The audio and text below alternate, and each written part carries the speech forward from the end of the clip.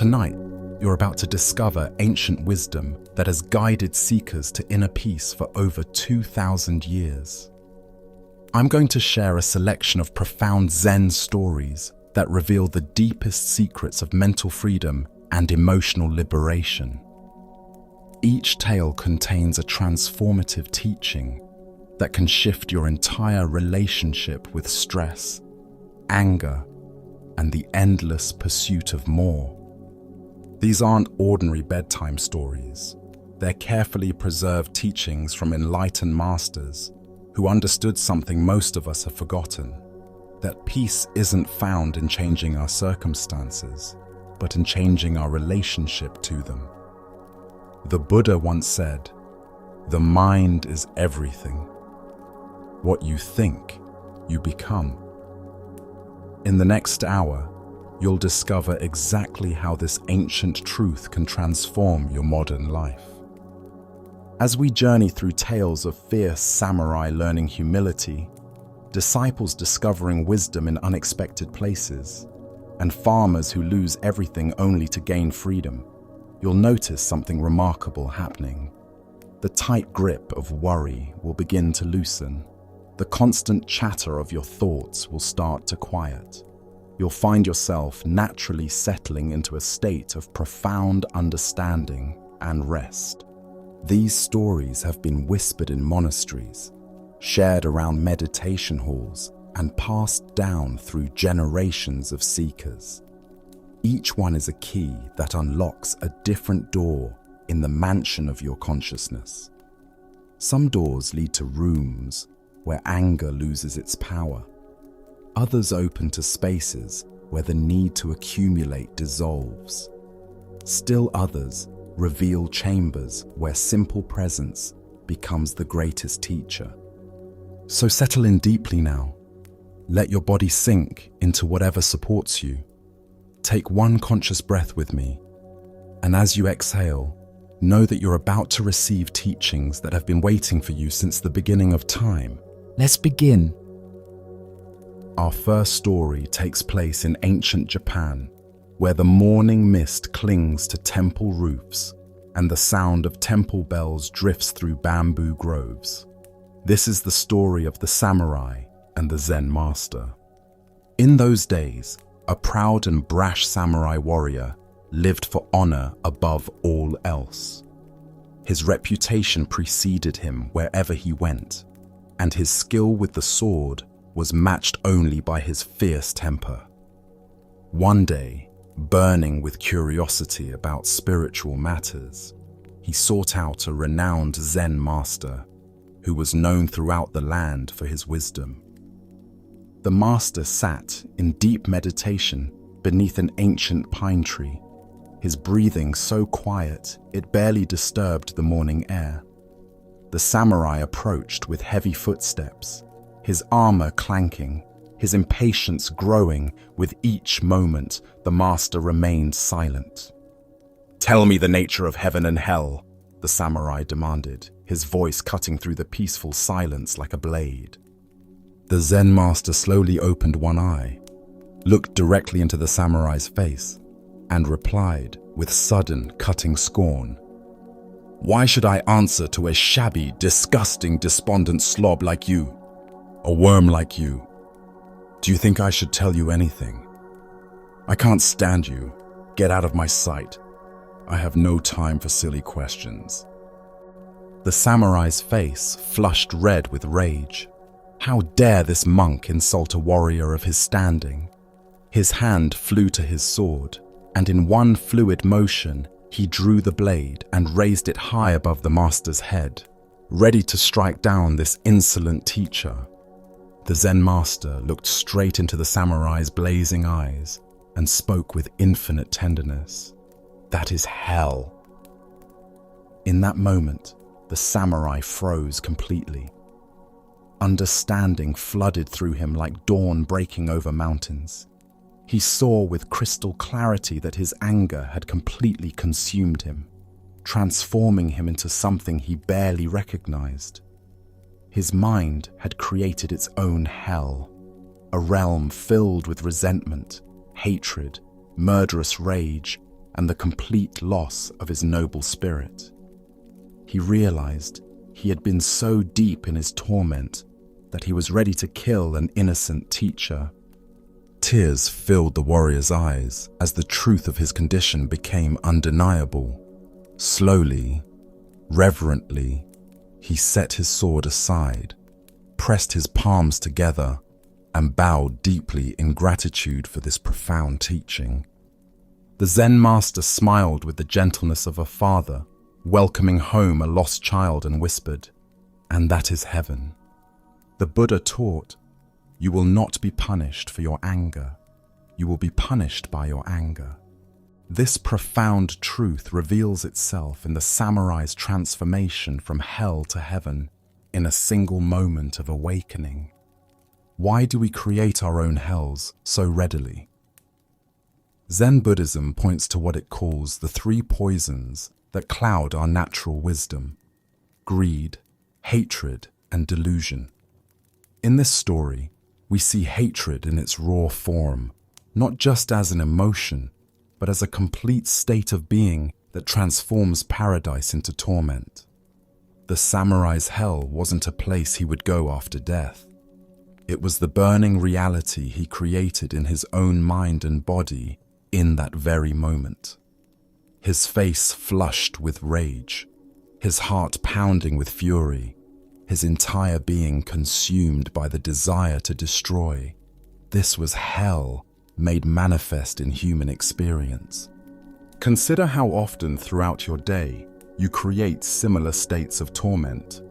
Perhaps someone cuts you off in traffic, and suddenly your peaceful morning dissolves into a cauldron of righteous anger. Maybe a coworker fails to acknowledge your greeting, and your mind begins spinning stories of disrespect and slight. These moments reveal the same pattern.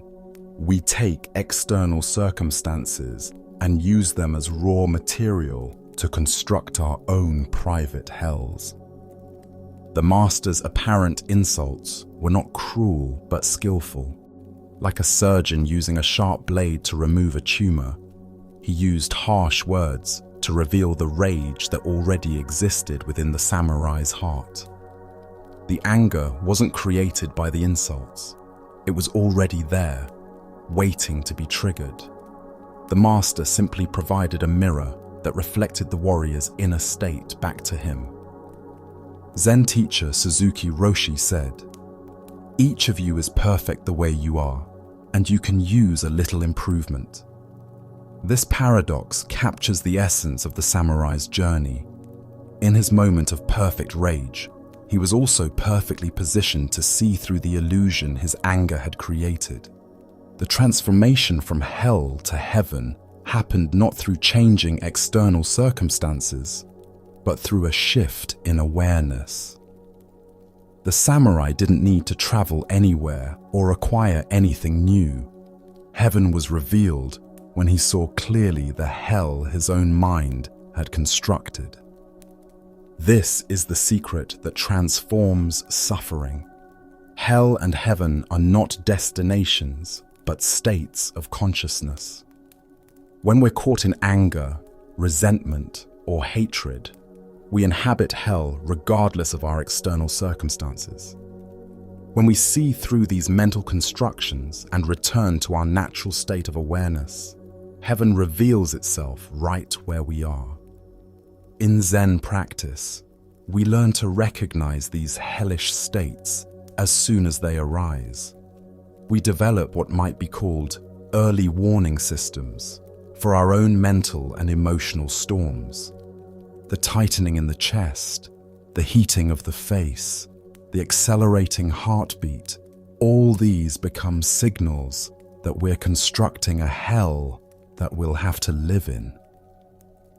The Buddha said, "Hatred is never appeased by hatred in this world. By non-hatred alone is hatred appeased. This is a law eternal." The samurai discovered this law in his own direct experience. His anger could not be resolved through violence, but was instantly dissolved through understanding. Tonight, as you notice any areas of tension or irritation in your own experience. Can you observe them with the same clarity the samurai discovered? Can you see how your own thoughts and reactions create the quality of your inner world? As the Zen master showed, heaven is always available, not as a reward for good behavior, but as the natural state revealed when we stop creating hell. Now let us journey to a peaceful monastery nestled beside a flowing river, where a master and his disciples practiced the art of mindful living. This is the story of the questioning disciple and his teacher's unusual guidance. In a quiet monastery nestled beside a flowing river, a Zen master lived with his devoted disciples.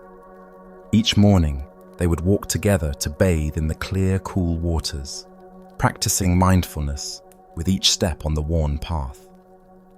The sound of water flowing over stones provided a constant reminder of impermanence and the natural flow of existence. One particular morning, after their ritual cleansing, the master emerged from the river with water droplets glistening on his robes.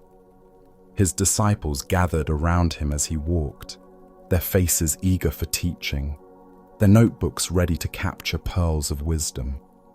Among them was a particularly earnest young monk who had traveled great distances to study under this revered teacher. As they walked slowly back toward the monastery, the disciple could no longer contain his burning question.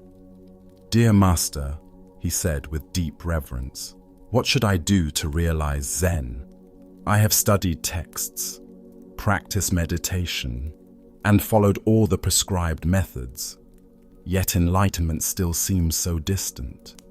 The master paused in his walking and pointed to a dog lying peacefully by the riverbank, its fur still wet from an early morning drink.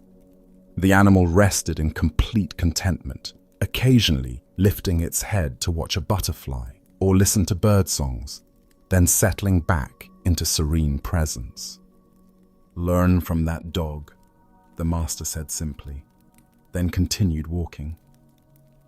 The disciple felt a sharp stab of disappointment pierce his chest.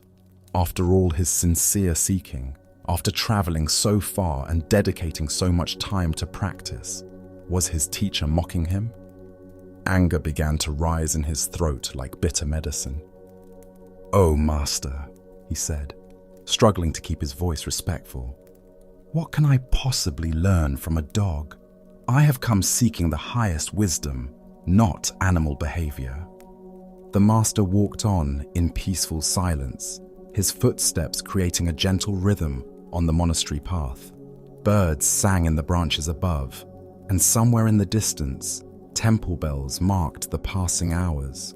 But the disciple heard none of this beauty. His mind churned with frustration and wounded pride. Unable to bear the silence, he pressed on. "I don't want to learn from that dog.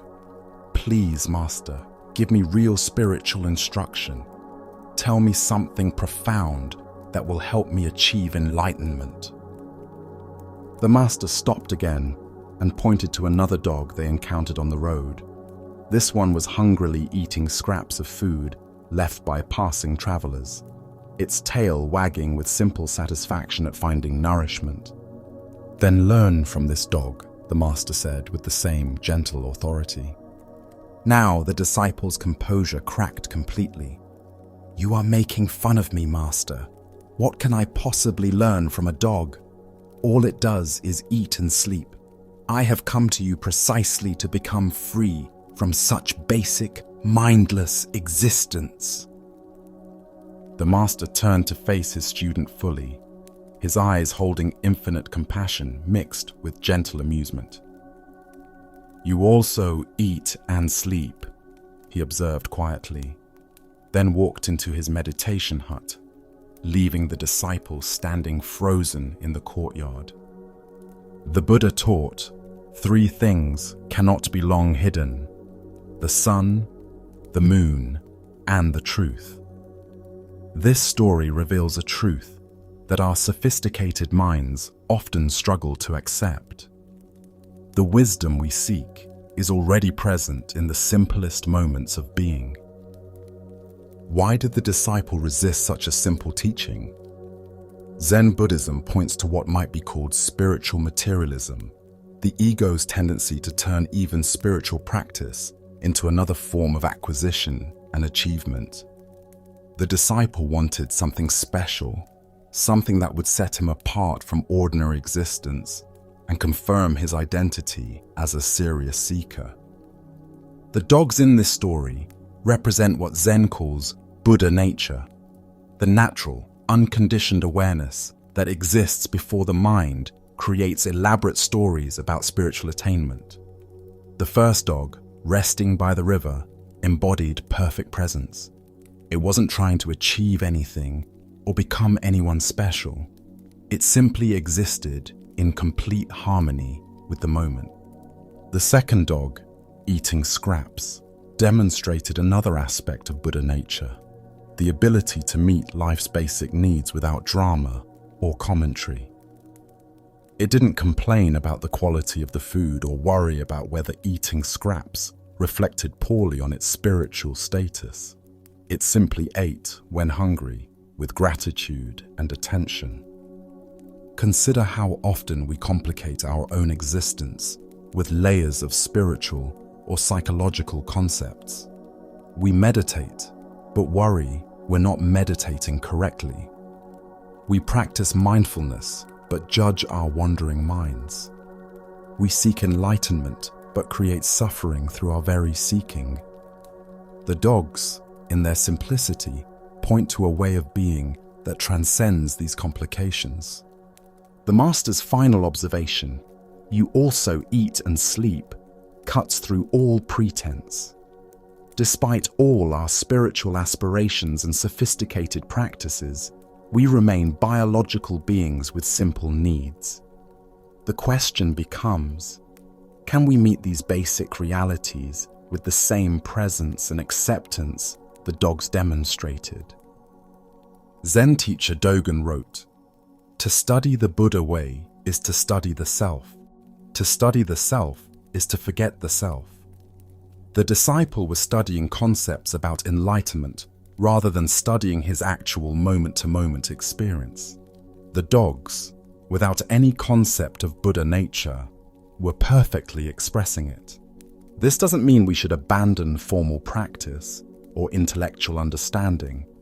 Rather, it suggests that our practice should make us more natural, more present, more able to meet ordinary moments with extraordinary awareness.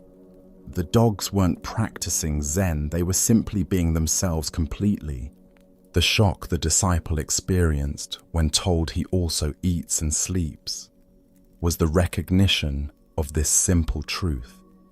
His spiritual seeking had created a false separation between ordinary activities and spiritual ones. The Master's teaching dissolved this artificial boundary, revealing that every moment, eating, sleeping, walking, even feeling frustrated, offers opportunities for awakening. In Zen monasteries, work practice is considered as important as sitting meditation.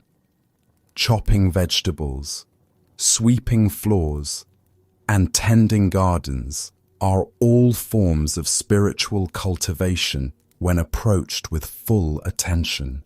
The dogs understood this intuitively. Every activity could be performed with complete presence and natural ease. The Buddha said, "If you want to know your past, look at your present condition. If you want to know your future, look at your present actions." The dogs were neither dwelling on the past nor anxious about the future. They inhabited the eternal now with perfect simplicity. Tonight, as you prepare for rest, can you approach sleep with the natural ease the dogs demonstrated? Can you meet your basic human needs, breathing, relaxing, letting go, without turning them into complex spiritual projects? As the Master showed, the deepest wisdom often comes disguised as the most ordinary experience. Our next story reveals a profound truth about attachment and freedom through a simple encounter between the Buddha and a desperate farmer. This is the story of the farmer's cows and the Buddha's gentle teaching about true wealth. It was midday in a peaceful grove where the Buddha sat with his community of monks after sharing their simple meal together. They had eaten mindfully, in gratitude for the food that sustained their bodies and the companionship that nourished their spirits. The filtered sunlight created dancing patterns on the forest floor, and a gentle breeze carried the scent of wildflowers. Suddenly, the tranquil atmosphere was shattered by the appearance of a farmer, his face flushed with panic and desperation. His clothes were disheveled, sweat beaded on his forehead, and his breathing came in short, anxious gasps. He rushed toward the group, his eyes darting frantically in all directions. "Monks, have you seen my cows?" he called out before he had even properly approached. "Please, I beg you, have you seen them? I don't think I can survive so much misfortune." The Buddha looked up at the agitated man with infinite compassion, recognizing the familiar signs of a mind caught in the grip of attachment and fear. "What has happened, friend?" he asked gently. The farmer's words tumbled out in a torrent of anguish. "Monks, this morning all 12 of my cows ran away, every single one. And if that weren't enough, this year my entire crop of sesame plants was eaten by insects. Everything I worked for, everything I counted on, it's all gone. These cows were my livelihood, my security, my future. Without them, I am nothing. I have nothing left." The Buddha nodded with understanding, seeing clearly the suffering that comes from building our identity and security upon external circumstances. "Sir, we have not seen your cows," he replied calmly. "Perhaps they have gone in the other direction." The farmer bowed hastily in gratitude and rushed off down the path, still calling for his lost animals, his voice growing fainter as he disappeared into the forest. After the farmer had gone, the Buddha turned to his community of monks with eyes that sparkled with gentle humor and deep wisdom. A knowing smile played at the corners of his mouth as he looked at each of his followers, these men who had voluntarily given up worldly possessions to seek truth and inner freedom. "Dear friends," he said, his voice carrying both lightness and profound insight, "do you know you are the happiest people on earth? You have no cows or sesame plants to lose." The monks sat in contemplative silence, absorbing the deeper meaning of their teacher's words. They began to understand that what the world might see as deprivation, their simple robes, their basic meals, their lack of material possessions, was actually a form of great wealth. They were wealthy in freedom, rich in presence, abundant in peace. The Buddha continued, his teaching flowing like water, finding its natural course. We always try to accumulate more and more, believing these cows are essential for our existence. In fact, they may be the very obstacles that prevent us from being truly happy. Release your cows and become a free person. Release your cows and discover happiness that cannot be taken away. The Buddha taught, you only lose what you cling to. This profound truth reveals itself in the contrast between the farmer's panic and the monk's peace. The farmer's suffering wasn't caused by the loss of his cows, but by his attachment to them as the source of his security and identity. Why do we accumulate cows, possessions, achievements, relationships, even spiritual experiences, believing they will bring us lasting happiness? Zen Buddhism points to our fundamental misunderstanding about the nature of security and fulfillment. We look outside ourselves for stability in a world where everything is constantly changing. The farmer's 12 cows and sesame crop represent all the external things we grasp for security: our bank accounts, our job titles, our social status, our health, our relationships, even our self-image as spiritual seekers. Each of these can bring temporary satisfaction, but they all share one crucial characteristic: they can be lost. This doesn't mean we should abandon responsibility or become indifferent to practical matters. The Buddha wasn't suggesting we should all become homeless wanderers. Rather, he was pointing to the difference between using things skillfully and being used by them. The monks still ate food and wore robes, but they held these necessities lightly, without the desperate clinging that creates suffering. Consider your own cows, the things you tell yourself you couldn't live without. Perhaps it's a certain standard of living, a particular role in your family or workplace, or even your health and physical capabilities. Notice how much mental energy goes into protecting, maintaining, and worrying about these possessions. This energy, which could be available for presence, compassion, and genuine fulfillment, gets locked up in a constant cycle of acquisition and protection. The deepest teaching in this story is that happiness based on having is always vulnerable to loss, while happiness based on being is unassailable. The monks had discovered what Zen calls the treasure house, the inherent wholeness that exists prior to gaining or losing anything. Zen master Huangpo taught, "Your treasure house is in yourself. It contains all you need." The farmer was looking in the forest for cows that, even if found, would only provide temporary security. The monks had found a treasure that required no protection because it could never be stolen. This doesn't mean we stop caring for our responsibilities or become careless with resources. Rather, we begin to hold our possessions, both material and psychological, more lightly. We use them without being used by them. We enjoy them without depending on them for our fundamental well-being. The farmer's frantic search represents the endless activity of a mind that believes happiness lies in the next acquisition, the next achievement, the next external validation. The monk's peaceful sitting represents the revolutionary discovery that we already have everything we need for genuine fulfillment.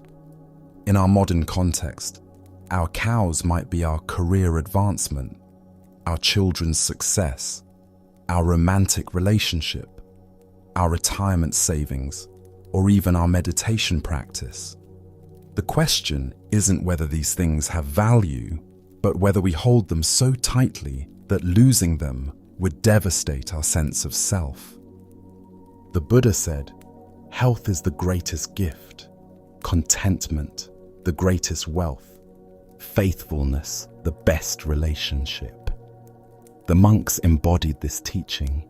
Their contentment didn't depend on external circumstances, but arose from their deep acceptance of what is. Tonight, as you prepare for rest, can you release your grip on the cows you've been protecting? Can you discover the peace that comes from having nothing to lose because you've found everything you need in this very moment? As the Buddha taught, the end of suffering isn't found in getting what we want, but in releasing our attachment to wanting itself. In this release, we discover what the monks knew, that we are already free, already whole, already home. We just forgot this truth while we were busy chasing cows.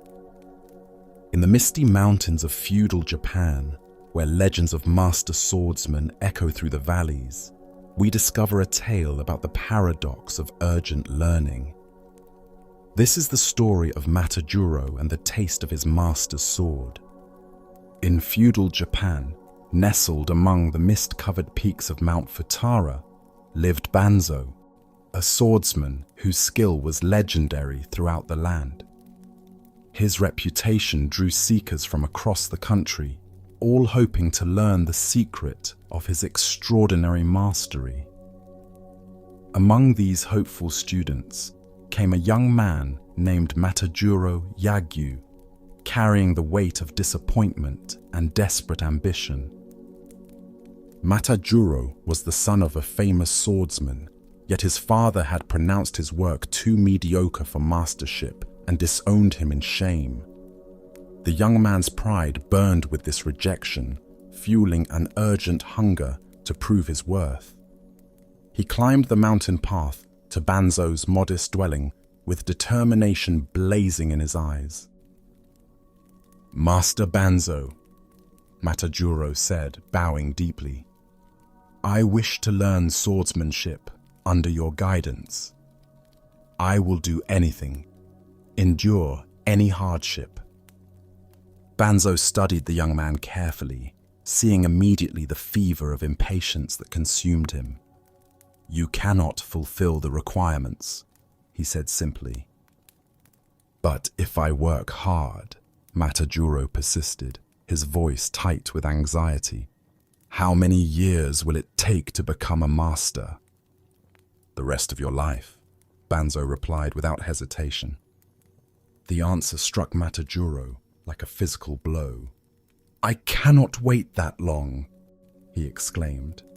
"I am willing to pass through any hardship, if only you will teach me. If I become your devoted servant, working day and night, how long might it be?" Banzo considered this for a moment. "Oh, maybe 10 years. Hope flickered in the young man's chest, but his impatience quickly consumed it. "My father is getting old, and soon I must take care of him. If I work far more intensively with complete dedication, how long would it take me?" "Oh, maybe 30 years, said Banzo calmly. Matajuro's eyes widened in confusion and frustration. "Why is that? First you say 10, and now 30 years. I will undergo any hardship to master this art in the shortest time possible." "Well," said Banzo, with the faintest smile, "in that case, you will have to remain with me for 70 years. A man in such a hurry as you are to get results seldom learns quickly." The words hung in the mountain air like temple bells, their truth gradually penetrating the young man's consciousness. Finally, understanding dawned. "Very well," declared Matajuro, his voice now quiet with new wisdom. "I agree." From that day forward, Matajuro was forbidden to speak of fencing or even touch a sword. Instead, he cooked for his master, washed dishes, made beds, cleaned the courtyard, and tended the garden. Day after day, month after month, not a single word of swordsmanship passed between them. 3 years dragged by in this seemingly mundane routine. As Matajuro swept leaves and prepared meals, sadness would sometimes wash over him. Had he devoted his life to becoming a servant rather than a swordsman? But one ordinary morning, as he knelt preparing rice, Banzo crept silently behind him and delivered a tremendous blow with a wooden sword. The young man cried out in shock and pain. The next day, while stirring soup, Banzo struck again without warning. From that moment forward, day and night, Matajuro had to remain constantly alert. Every moment became filled with the possibility of attack. He learned to sense his master's presence, to hear the whisper of approaching footsteps, to feel the subtle shift in the air that preceded a strike. Not a moment passed that he did not have to think of what he came to call the taste of Banzo's sword, that sharp awareness that kept him perpetually present and responsive. His entire being became attuned, to the subtle rhythms of danger and safety, action and stillness. Gradually, Matajuro's defensive skills grew so refined that he could sense an attack before it was even launched. His movements became fluid, effortless, perfectly timed. The smile that began to appear on Banzo's face told him everything he needed to know. In time, Matajuro became the greatest swordsman in all the land. The Buddha taught, "Drop by drop is the water pot filled." Likewise, the wise one, gathering it little by little, fills oneself with good. This story reveals the profound truth that mastery comes not through forced acceleration, but through patient cultivation of awareness. Why do we believe that urgency will speed our learning? Zen Buddhism points to what might be called achievement mind, the ego's desperate need to acquire skills, knowledge, or spiritual attainments as quickly as possible. This urgency actually becomes the primary obstacle to genuine learning because it keeps us focused on future results rather than present process. Matajuro's initial approach represents how most of us engage with learning. We want to fast-track our way to mastery, to find shortcuts that will deliver results without the slow work of fundamental development. We negotiate with reality, trying to bargain our way to competence through intensity rather than patience. Banzo's counterintuitive teaching, that greater urgency would require more time, reveals a crucial principle. The quality of our attention determines the speed of our learning far more than the quantity of our effort. Matajuro's desperate hurry created internal tension that actually blocked his capacity to absorb the subtle teachings of swordsmanship. Consider how this pattern shows up in your own life. Perhaps you're learning a musical instrument and become frustrated that you can't play complex pieces immediately. Maybe you're developing a meditation practice, but grow impatient that enlightenment hasn't arrived after a few weeks. The urgency itself becomes a form of resistance to the natural unfolding that learning requires. The 3 years of seemingly mundane tasks weren't a delay in Matajuro's education. They were the foundation of his mastery. Through cooking, cleaning, and gardening, he developed the quality of presence and attention that would later allow him to sense his master's attacks.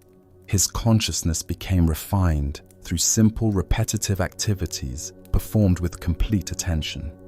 When Banzo finally began the sword training, it came not through formal instruction, but through the cultivation of what Zen calls don't know mind, a state of open, alert awareness that responds spontaneously to changing circumstances.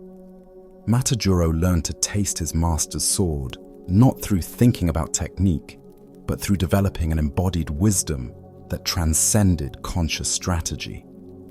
The taste of Banzo's sword represents the quality of awareness that emerges when we stop forcing outcomes and instead become completely available to what each moment requires. It's the difference between studying about balance and actually learning to walk, between reading about love and learning to open our hearts. This teaching applies to every area of development, whether we're learning to parent with wisdom, developing patience in relationships, or cultivating inner peace. The ego's urgency to get there keeps us from being here, where all real learning happens. The Buddha said, "Nothing can harm you as much as your own thoughts unguarded." Matajuro's initial impatience was a form of unguarded thinking that would have prevented him from ever accessing true mastery. Through Banzo's skillful guidance, he learned to transform urgency into presence, achievement focus into process focus, and forced effort into natural responsiveness. Tonight, as you notice any areas of your life where impatience pushes against natural timing. Can you taste something of Banzo's wisdom? Can you discover how slowing down might actually accelerate your deepest learning? As Matajuro found, the sword we're really learning to master is the blade of our own awareness. Deep in a village where cherry blossoms mark the seasons of love and loss, unfolds a story about the wisdom of seeing through our own mental creations. This is the story of the ghost who knew everything. In a small village where cherry blossoms lined the quiet streets, a young couple lived in deep devotion to one another.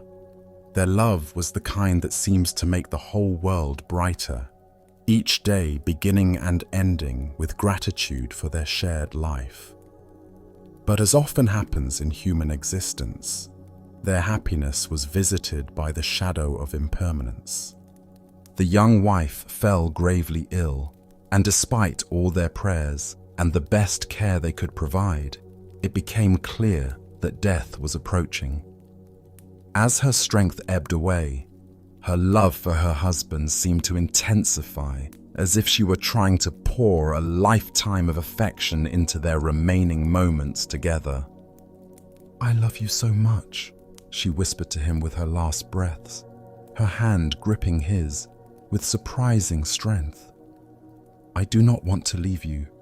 Promise me. Do not go to any other woman. If you do, I will return as a ghost and cause you endless trouble." The husband, tears streaming down his face, promised solemnly to honor her wish. Soon after, she passed away peacefully in his arms, leaving him alone in a world that suddenly felt hollow and colorless. For 3 months, the husband kept his promise faithfully. He tended her grave daily, spoke to her photograph each morning, and couldn't imagine ever loving another. But grief, while it honors love, cannot sustain life indefinitely. Slowly, despite his guilt, he began to notice the world around him again. The sound of children playing, the warmth of sunlight, the gentle kindness of neighbors who brought him meals. One day, a woman who had been bringing him food lingered to talk, and he found himself laughing for the first time since his wife's death. Their conversations grew longer and more frequent. Despite his resistance, he felt his heart beginning to open again. When they became engaged to be married, he told himself his first wife would have wanted him to find happiness. That very night, his peaceful sleep was shattered by a terrifying apparition.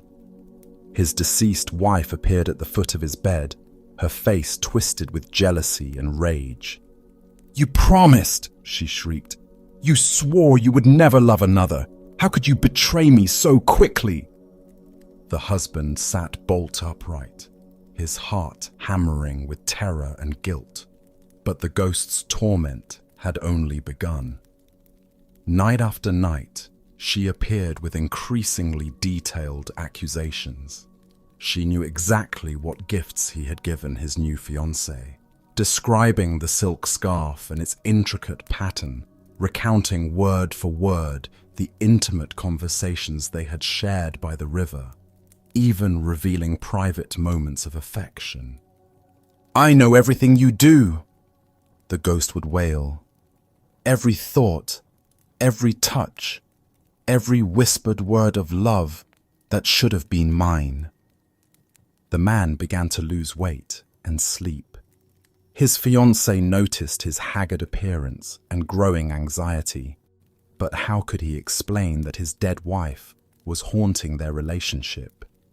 The situation became unbearable. Finally, a neighbor suggested he seek counsel from a wise Zen master who lived in a small temple outside the village.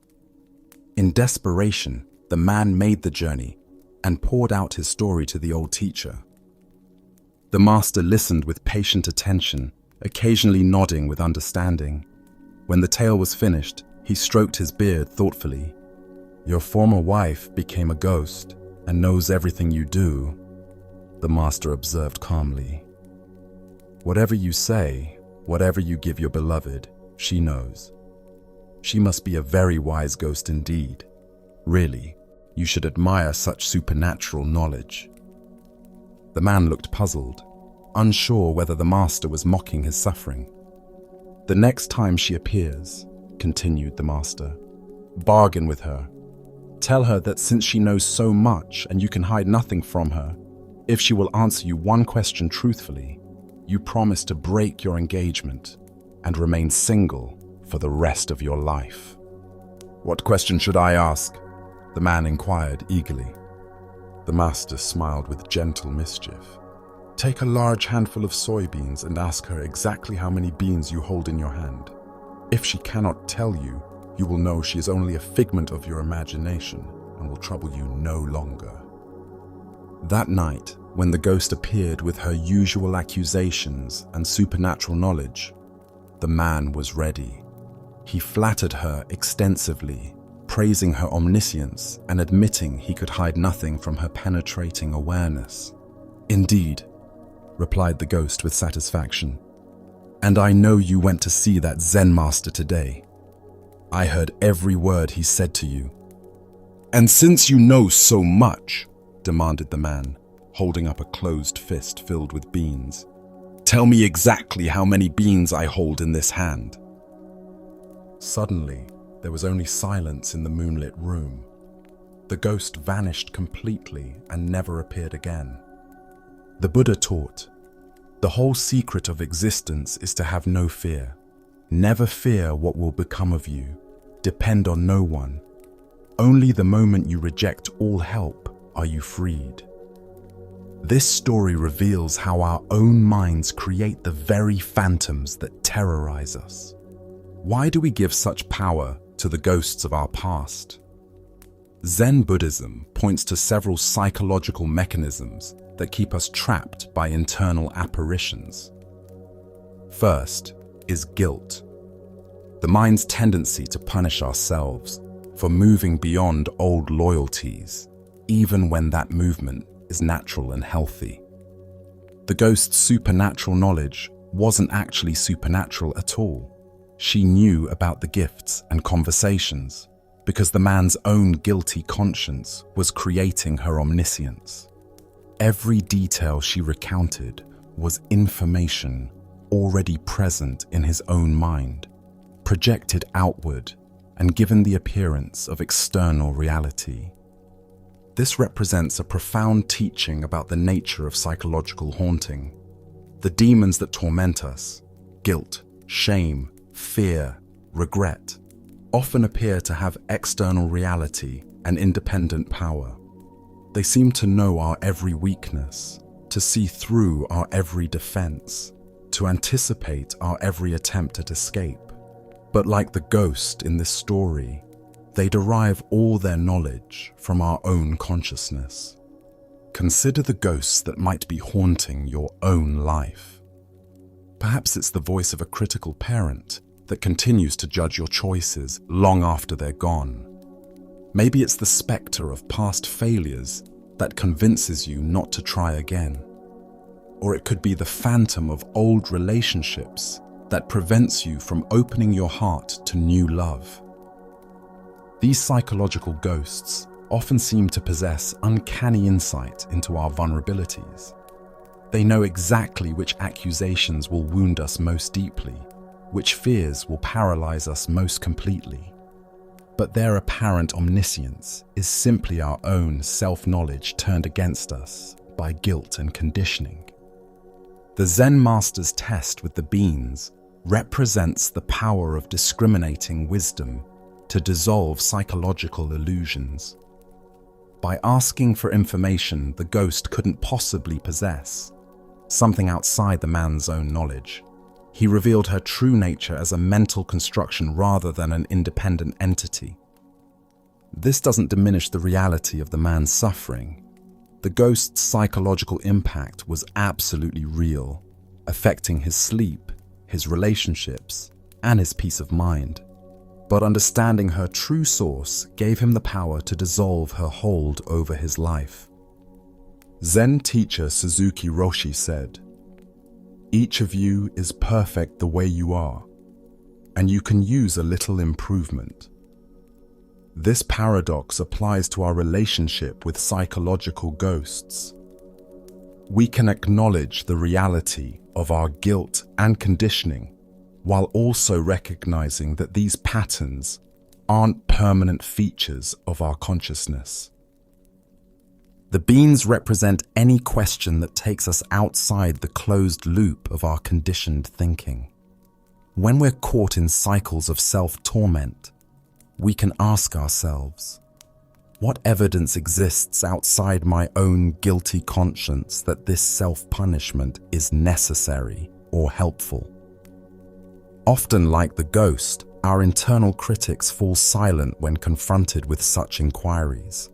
The master's gentle mischief in this story shows how wisdom sometimes appears as playfulness rather than solemn instruction. He didn't argue with the man's belief in the ghost or try to convince him through rational analysis. Instead, he provided a skillful test that allowed the truth to reveal itself. The Buddha said, "You yourself, as much as anybody in the entire universe, deserve your love and affection." The man's liberation came not through continued loyalty to his dead wife's jealous demands, but through recognizing his right to love and be loved again. The ghost dissolved when he stopped feeding it with his own guilty energy. Tonight, as you become aware of any ghosts from your past that continue to haunt your present choices, can you find your own handful of beans? Can you ask these internal critics questions they cannot answer, revealing their true nature as constructions of your own conditioning rather than voices of ultimate truth? As the Zen master showed, sometimes the most profound liberation comes through the simplest test of what is real and what is merely the shadow of our own making.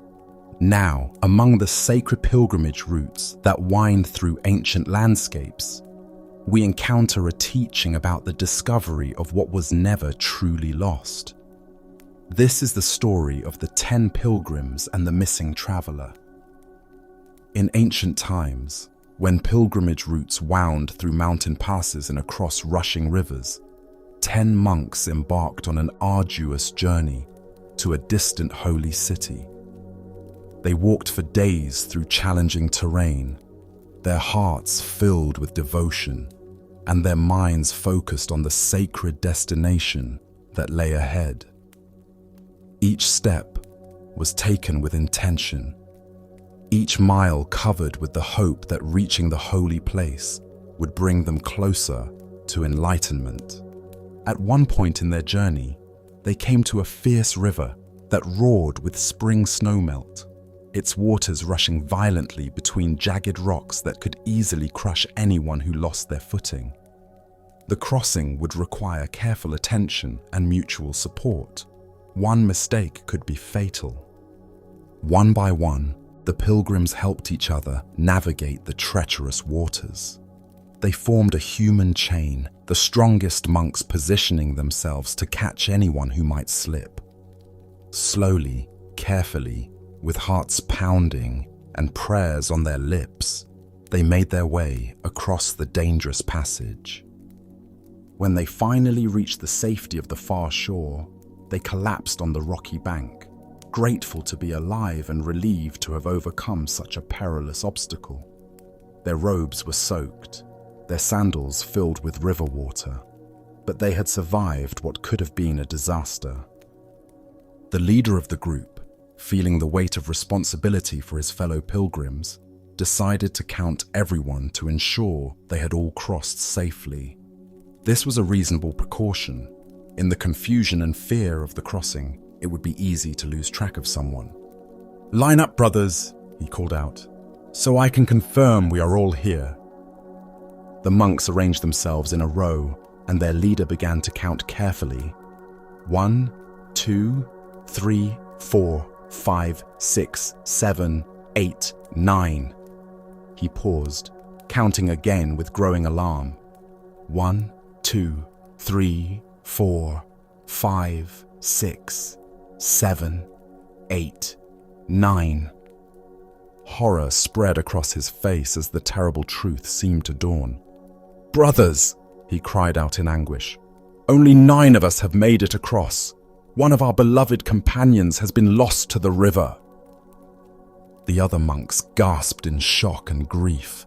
Each one began to count for himself, hoping their leader had made an error. But one after another, each monk arrived at the same devastating conclusion. 1, 2, 3, 4, 5, 6, 7, 8, 9. Only 9 pilgrims had survived the crossing.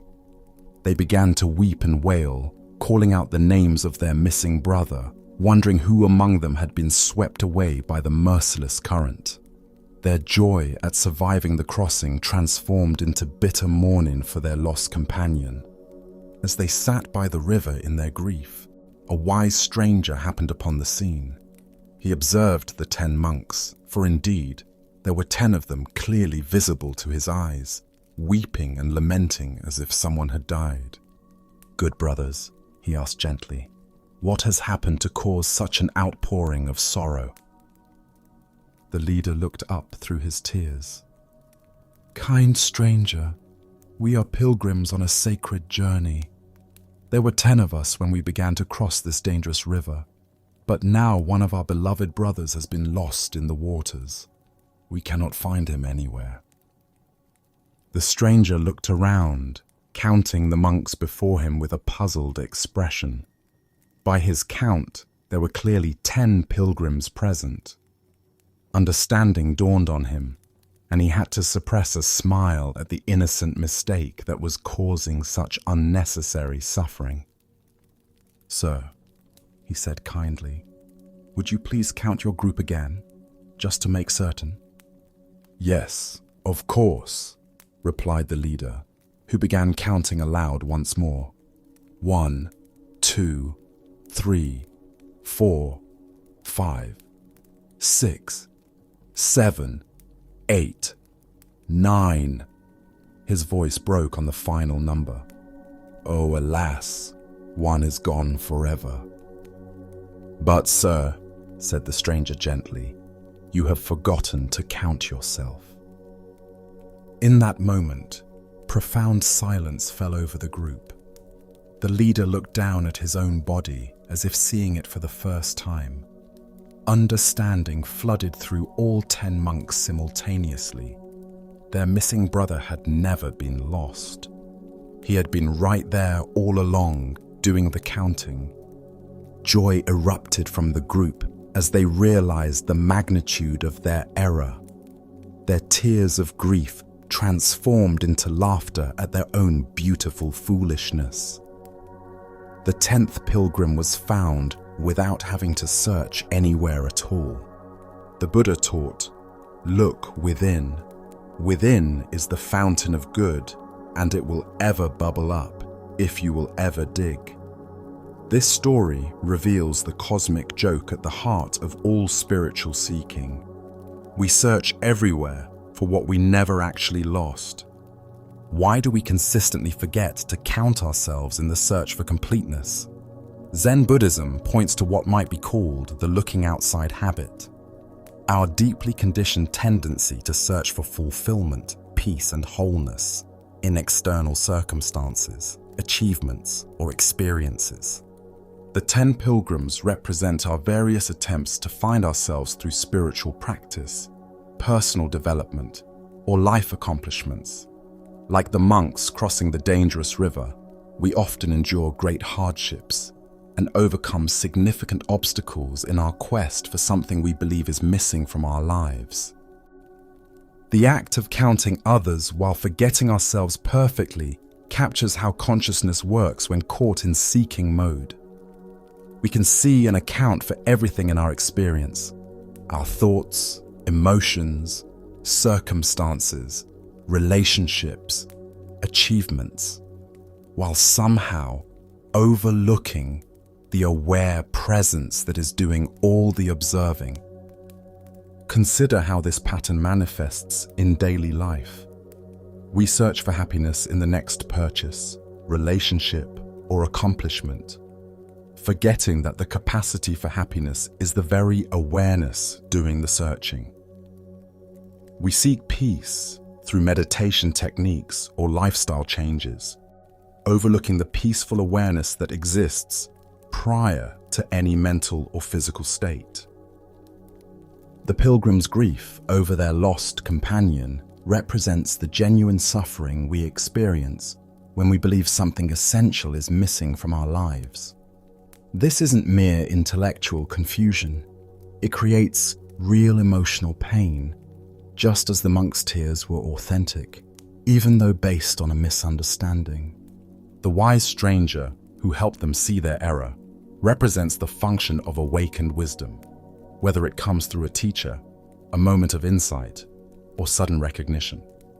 This wisdom doesn't add anything new to our experience, but simply points out what was always already present. Zen Master Bankai taught, "You are perfect as you are, but you could use a little improvement." This paradox captures the essence of the pilgrim's discovery. They were already complete, all 10 were present, but they needed to recognize this completeness rather than continuing to search for what seemed missing. The moment of recognition, when the leader realized he had forgotten to count himself, represents what Zen calls sudden awakening. Not because anything new is gained, but because the seeking that was obscuring our natural wholeness suddenly ceases. This doesn't mean we stop engaging in practices or pursuing growth. The pilgrims continued their journey to the holy city, even after discovering they weren't missing anyone. But their relationship to the journey changed from desperate seeking to joyful expression of what they had discovered they already possessed. The Buddha said, "Everything we need is inside us. We just need to access it." The stranger's simple observation created this access not by adding information, but by redirecting attention from outward searching to present awareness. In our modern context, we might be counting our accomplishments, relationships, possessions, or spiritual experiences, while forgetting to include the awareness that makes all counting possible. We catalog our progress in meditation, therapy, or personal development, while overlooking the unchanging presence that observes all progress. The most profound aspect of this teaching is its revelation that enlightenment isn't a state to be attained, but our natural condition to be recognized. Like the 10th pilgrim, we were never actually lost. We just forgot to include ourselves in our inventory of what's present. Tonight, as you prepare for rest, can you find the awareness that has been present through every moment of your seeking? Can you discover the one who has been looking for peace, happiness, or fulfillment all along? As the wise stranger showed, sometimes the most profound discoveries require nothing more than remembering to count ourselves among those who are already here, already whole, already home. Our next story reveals the transformative power of genuine repentance and the way authentic service can heal even the deepest wounds. This is the story of Zenkai and the tunnel through the mountain. In the bustling capital city of Edo, where samurai walked with purposeful strides and merchants called out their wares, lived a young man named Zenkai.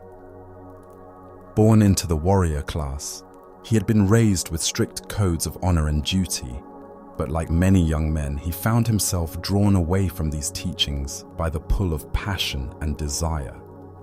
Zenkai had become the retainer of a high government official, a position that brought him close to power and privilege. But proximity to his master's household also brought him into contact with the official's beautiful wife. What began as stolen glances across courtyards grew into secret meetings and whispered conversations. Despite his training in self-discipline, Zenkai found himself consumed by a love that violated every principle he had been taught. When their affair was eventually discovered, the confrontation was swift and terrible. The official's rage was absolute, and in the heat of the moment, fearing for his life, Zenkai drew his sword and killed his master. With blood on his hands and his honor shattered, he fled the capital with the woman, two fugitives bound together by shared guilt and desperation. For months they wandered, surviving as thieves and outcasts. But the woman's greed grew with each stolen coin, her demands becoming more excessive and dangerous. Zenkai watched with growing disgust as the person he had sacrificed everything for revealed her true nature. Finally, unable to bear the corruption they had both embraced, he left her and wandered alone into the remote province of Buzin. In that desolate place, far from the life he had known, Zenkai became a wandering mendicant. His samurai robes were replaced by rough hemp, his sword traded for a begging bowl. But more than his external circumstances had changed. The weight of his actions pressed down on him like a mountain. He had taken a life, destroyed a family, and abandoned every principle his upbringing had instilled. During his solitary wanderings, Zenkai discovered a treacherous mountain pass where a narrow road clung to sheer cliffs. Local villagers told him stories of travelers who had fallen to their deaths, of families separated when horses lost their footing on the crumbling path. The road had claimed dozens of lives over the years, yet it remained the only route connecting several isolated communities. Standing at the edge of that dangerous precipice, an extraordinary resolve crystallized in Zenkai's heart. He would cut a tunnel through the solid rock of the mountain, creating a safe passage for all future travelers. This would be his offering to the world, not to earn forgiveness, for he believed himself unforgivable, but simply because it was the right thing to do. With only primitive tools, Zenkai began the impossible task. Each day, he begged for food in nearby villages, and each night, he returned to chip away at the mountain by torchlight. Villagers thought him mad. One man attempting to bore through solid rock with hand tools seemed like the fantasy of a broken mind. But Zenkai persisted. Day after day, month after month, year after year, his hands became permanently scarred from the rough tools, his back bent from the constant labor. 30 years passed in this fashion. The tunnel grew slowly, 2,280 feet long, 20 feet high, 30 feet wide. Each foot of progress was earned through countless strikes of chisel against stone. 2 years before the work was completed, Zenkai's past finally caught up with him.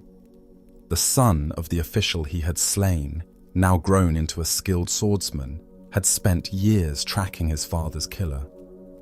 When he finally found Zenkai, grey-haired and weathered from decades of labor, the young man's sword was already drawn. "I have come to claim my father's revenge," he announced, his voice steady with long-nursed anger.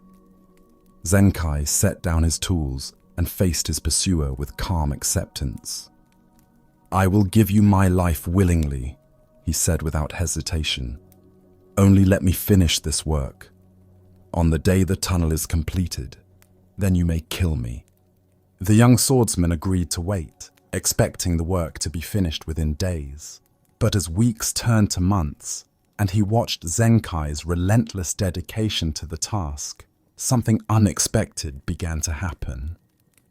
Initially, the waiting became tedious, so he started helping with the digging simply to pass time. But as he worked alongside the man he had planned to kill, the swordsman began to see something he hadn't expected. Zenkai's commitment was absolute, not the obsession of a madman, but the focused determination of someone who had found authentic purpose. The killer he had imagined turned out to be a man who had spent 30 years of his life creating something that would serve countless people he would never meet. Month after month, the young man helped dig. He watched Zenkai's gentle interactions with villagers, saw how the older man refused any comfort for himself while working tirelessly for others.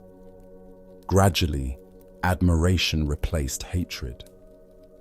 The man he had come to kill had become his teacher in dedication, service, and the transformation of guilt into compassionate action.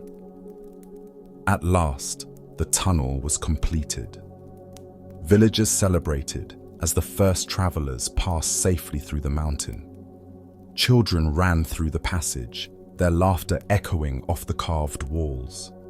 Families could now visit each other without risking their lives on the treacherous cliff road. Standing at the tunnel's entrance, Zenkai turned to the young swordsman.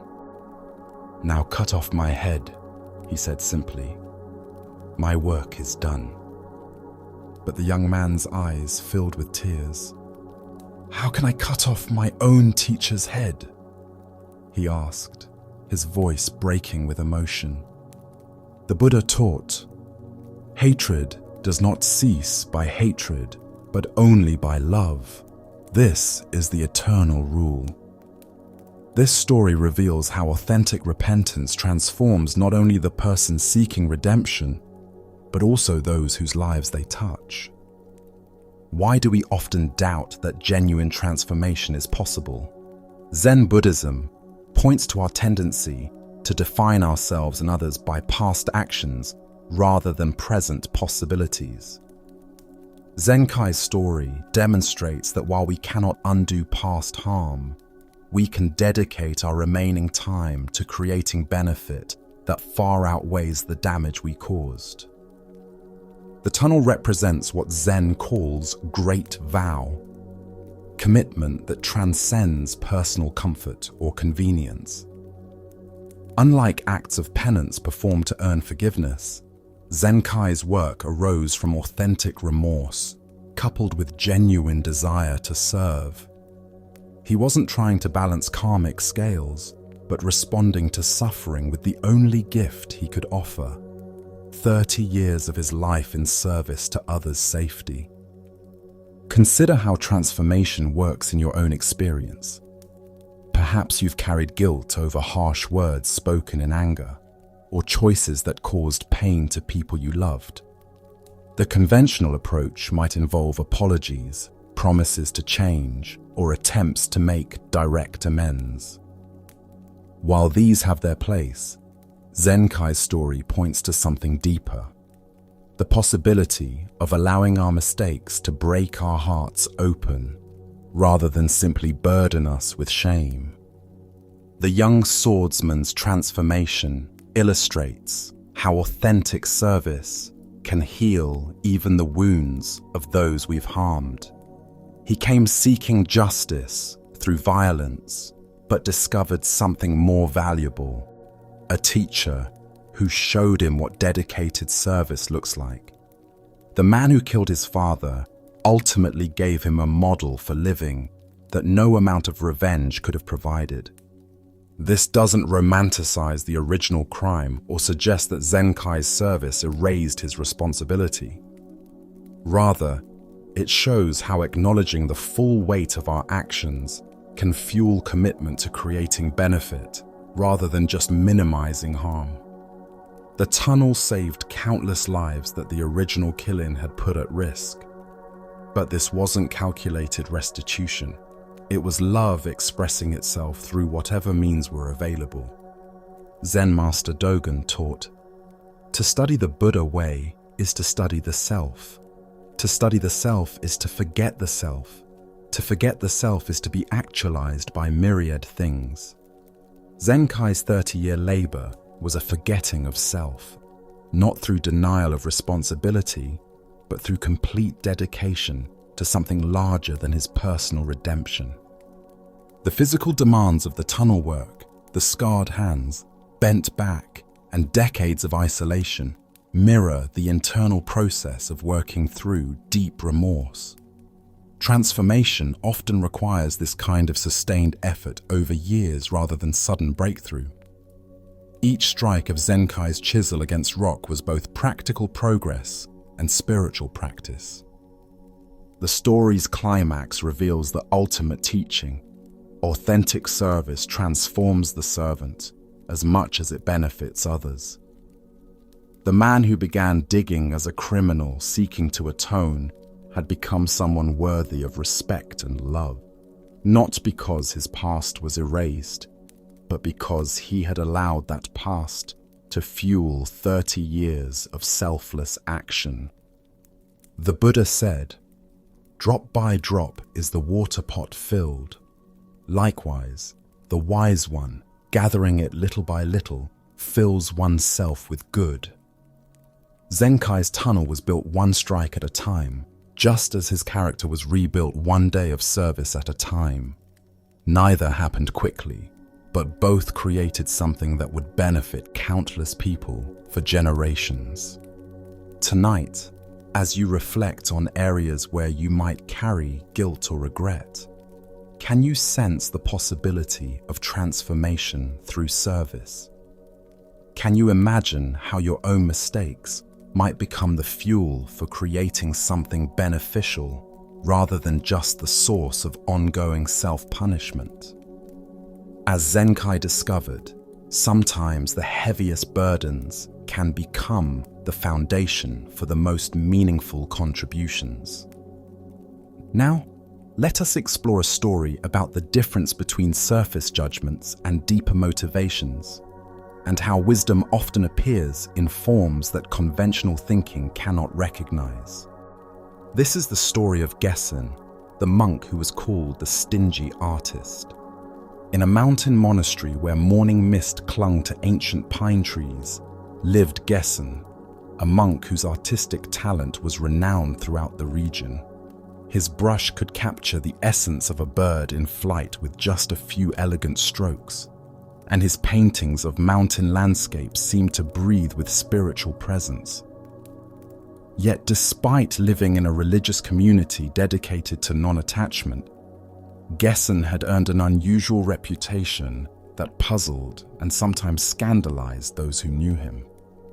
Before beginning any artwork, Geshen always insisted on being paid in advance, and his fees were remarkably high.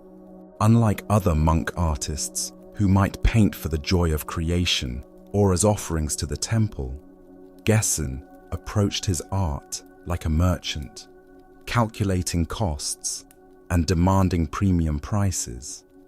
This behavior earned him the nickname, the stingy artist, and many people whispered that his monastic vows had been corrupted by greed. One evening, a beautiful geisha from the nearby pleasure district approached Geshen with a commission. She moved with the refined grace of someone trained in the arts of entertainment, her silk kimono rustling softly as she bowed before the monk artist. "Master Geshen," she said respectfully, "I would like you to create a painting for me." Without hesitation, Geshen asked the question that had become his trademark. "How much can you pay?" The geisha smiled mysteriously. "Whatever you charge, but I have one unusual request. I want you to do the work in front of me while I am entertaining my patron." Geshen agreed, and several days later, he was summoned to the geisha's house. She was hosting an elaborate feast for a wealthy merchant who regularly sought her company. The room was filled with the finest delicacies, expensive sake, and the soft glow of paper lanterns. Musicians played in the background, while the geisha entertained her guest with witty conversation and graceful dance. In this atmosphere of luxury and sensual pleasure, Gessen calmly set up his materials and began to paint. His brush moved with confident precision, creating an image of exquisite beauty, while the feast continued around him. He appeared completely focused on his work, unmoved by the extravagant surroundings or the intimate atmosphere between the geisha and her patron. When the painting was completed, Gessen named his price, the highest sum he had ever charged. The geisha paid without protest, but as she handed him the money, she turned to her patron with a knowing look. "Look at this artist," she said, her voice carrying a note of theatrical disdain. "All he wants is money. His paintings are technically excellent, but his mind is dirty. Money has caused it to become muddy. Work drawn by such a filthy mind is not fit to be displayed anywhere respectable. It's just about good enough for one of my petticoats." With deliberate theatricality, she removed her silk undergarment and handed it to Gessen. "Paint another picture on the back of this," she commanded, "since your work is only suited for underclothing anyway." The patron laughed at what he perceived as a clever insult to the money-obsessed monk. He expected Gessen to be embarrassed or offended by such treatment, but Gessen simply looked at the silk garment and asked, without any change in expression, "How much will you pay?" "Oh, any amount," the geisha replied, curious to see how far she could push this apparently greedy monk. Gessen named an even more outrageous price, which the geisha paid. He then painted on her petticoat with the same careful attention he had given to the formal commission, completed his work, collected his payment, and departed without showing any sign of embarrassment or anger. Years later, after Gessen had disappeared from the region, the truth about his apparent greed was finally revealed. Throughout his career as the stingy artist, he had been secretly pursuing 3 compassionate goals that required substantial funding. First, his province was regularly devastated by famines that left poor families starving while wealthy landowners hoarded grain. Gessen had quietly established a secret warehouse that he kept filled with rice and other essentials, ready to distribute during emergencies. His greed had been feeding the hungry for decades. Second, the road from his village to the national shrine was in terrible condition, causing injury and hardship to countless pilgrims. Gessen had been saving money to build a proper road that would serve travelers for generations. Third, his beloved teacher had died before fulfilling his dream of building a temple. Gessen had resolved to honor his teacher's memory by completing this sacred project.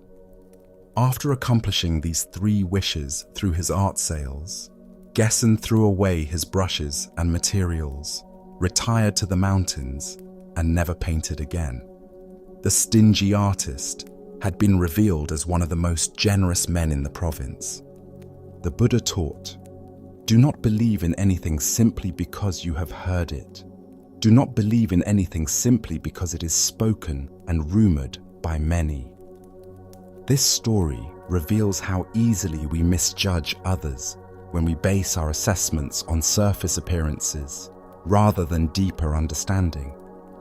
Why do we so readily judge others by their external behavior? Zen Buddhism points to what might be called surface mind, our tendency to create complete narratives about people based on limited observations. The geisha, her patron, and the community all saw Gessen's insistence on payment and concluded his mind was corrupted by greed, never investigating deeper motivations.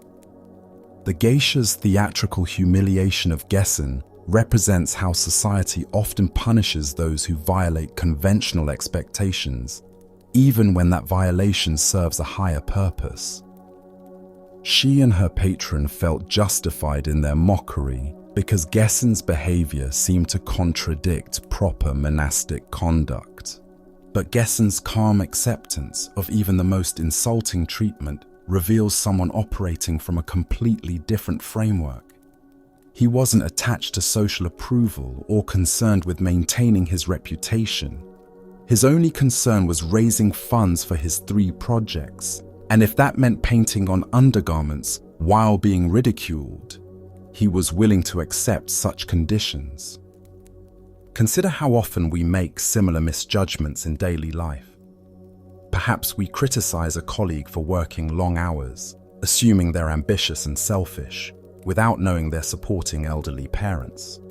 Maybe we judge someone for driving an expensive car, not realizing they use it for volunteer work that requires reliable transportation. Our quick assessments often miss the fuller picture of others' circumstances and motivations. The story also reveals the difference between conventional morality and deeper wisdom.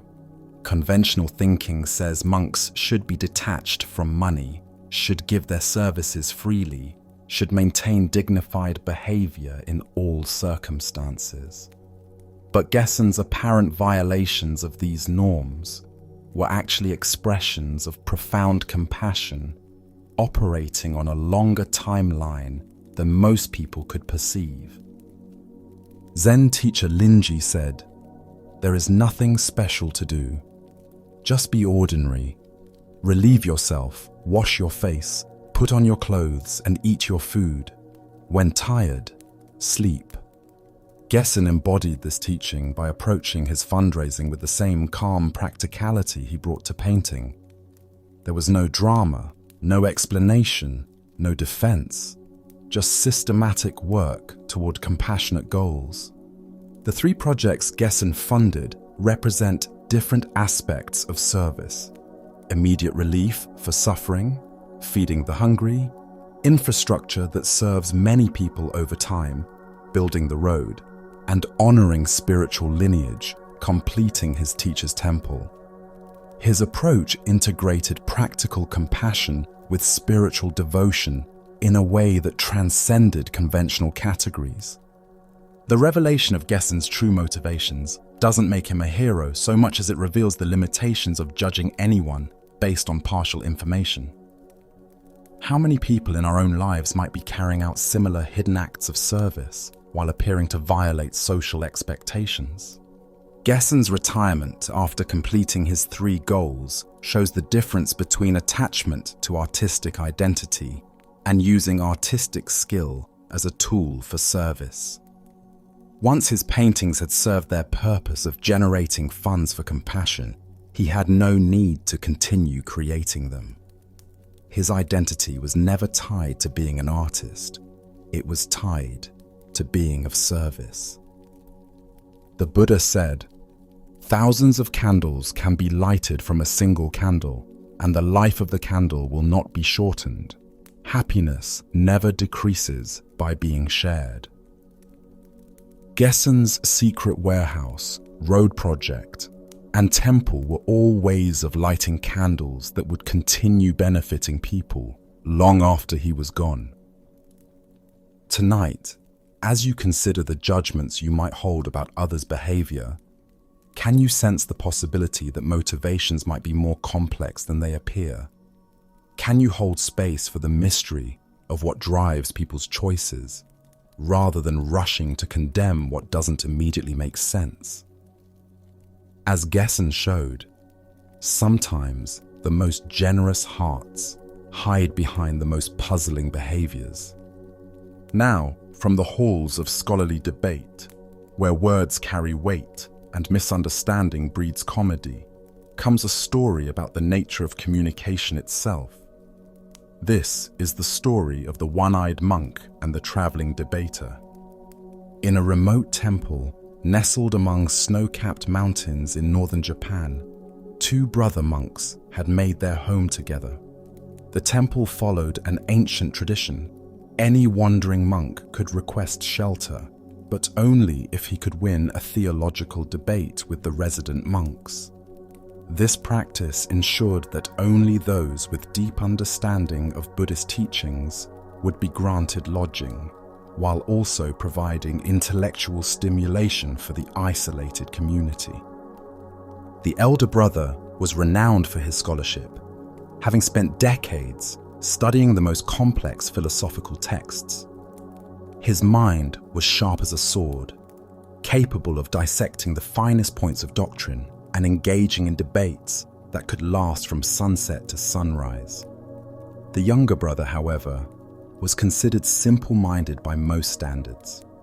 He had lost one eye in an accident years earlier, and his understanding of Buddhist philosophy seemed as limited as his physical vision. One snowy evening, a traveling monk arrived seeking shelter. Following proper protocol, he formally requested the traditional debate about Buddhist teachings. The elder brother, exhausted from a long day of intensive study, felt too tired to engage in the rigorous intellectual combat that such debates required.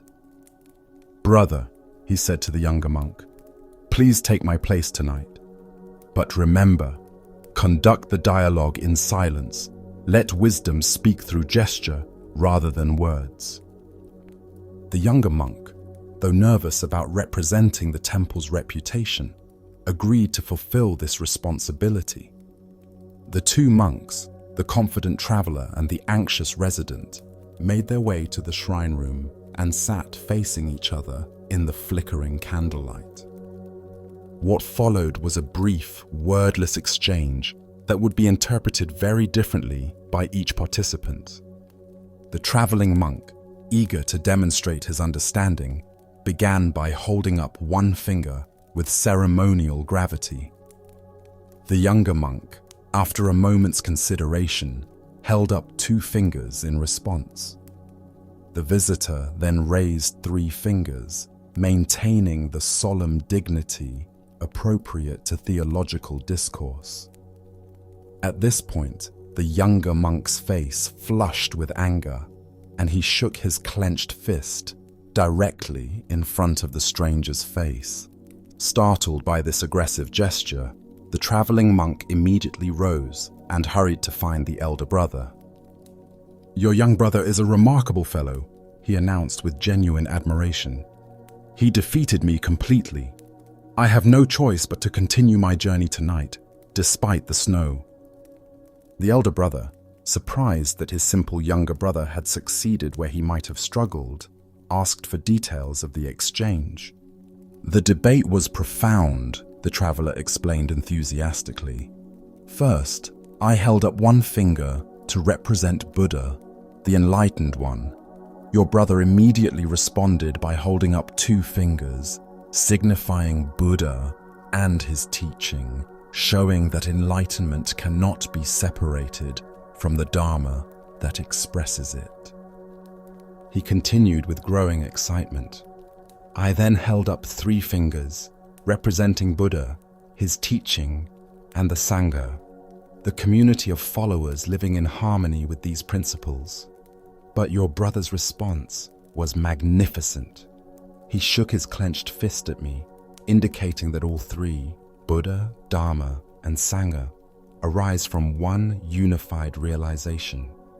His understanding is so deep that he demolished my argument completely. I am honored to have encountered such wisdom." With these words, the traveling monk gathered his belongings and departed into the snowy night, convinced he had met a master of silent Buddhist discourse. Meanwhile, the younger monk came running into the main hall, his face still red with indignation. "Where is that fellow?" he demanded angrily. "I'm going to give him the beating he deserves." The elder brother, puzzled by this reaction, said gently, "I understand you won the debate. The traveling monk left speaking of your profound wisdom." "Won nothing!" the younger monk exploded. "I'm going to beat him up if I can catch him." "Please, tell me what happened during your dialogue," the elder brother requested, trying to understand the source of his brother's fury. "The arrogant fool insulted me the moment he saw me," the younger monk exclaimed. He held up one finger, making fun of the fact that I have only one eye. Since he was a stranger and a guest, I thought I should be polite, so I held up two fingers, congratulating him on having two good eyes. His voice grew more agitated as he continued. But then the rude wretch held up three fingers, suggesting that between the two of us, we only have three eyes total. That was too much. I got ready to punch him for such impolite behavior, but the coward ran away before I could teach him proper manners. The Buddha taught, "We are what we think. All that we are arises with our thoughts. With our thoughts, we make the world." This story reveals how completely our internal perspectives shape our interpretation of external events. Why do two people witness the same events, yet create entirely different meanings?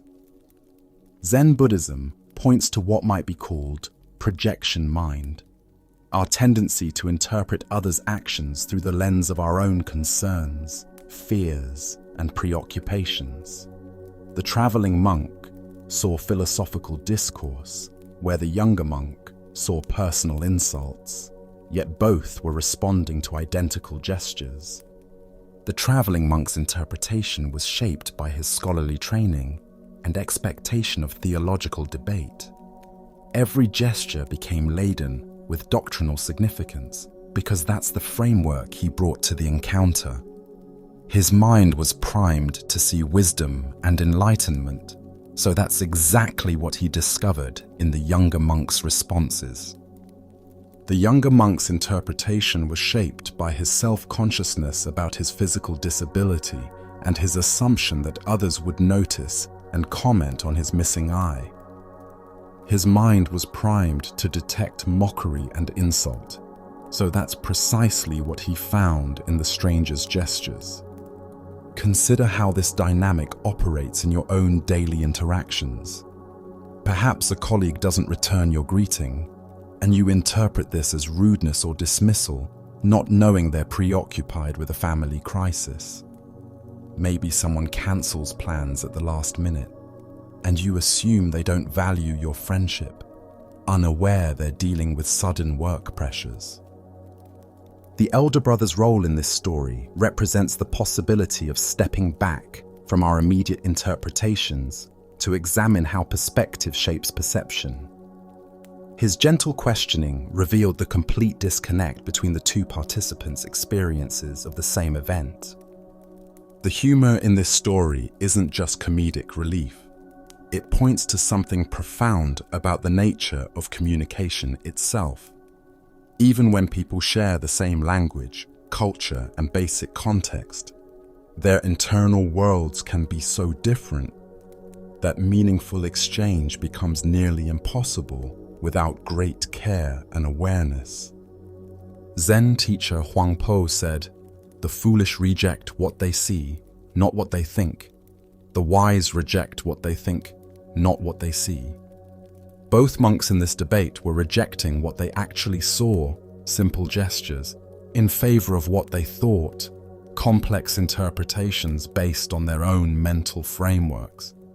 The story also reveals how our expectations create self-fulfilling prophecies.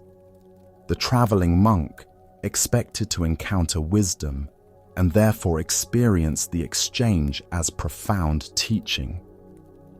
The younger monk expected to be mocked and therefore experienced the same gestures as deliberate insults. Neither was entirely wrong within their own interpretive framework. This doesn't lead to complete relativism. Some interpretations are more accurate than others, but it does point to the importance of questioning our immediate assumptions about others' motivations and meanings. The silent dialogue could have been resolved with a simple spoken question. "What do you mean by holding up that finger?" The Buddha said, "Believe nothing, no matter where you read it or who said it, no matter if I have said it, unless it agrees with your own reason and your own common sense." This teaching applies not just to spiritual doctrines, but to our moment-to-moment interpretations of other people's behavior. The younger monk's physical disability became a lens through which he interpreted everything, just as the traveling monk's scholarly training became his interpretive lens. We all carry such lenses: our past experiences, current concerns, and unconscious assumptions that color our perception of reality. The traveling monk's departure into the snowy night, convinced he had encountered profound wisdom, while the younger monk remained behind, convinced he had been insulted, perfectly captures the human comedy of misunderstanding. Both went away with their worldviews confirmed, neither having actually communicated with the other. Tonight, as you reflect on recent interactions that might have left you confused, hurt, or frustrated, can you sense the possibility that different interpretations might be equally valid? Can you hold space for the mystery of what others actually mean, rather than assuming your first interpretation is correct?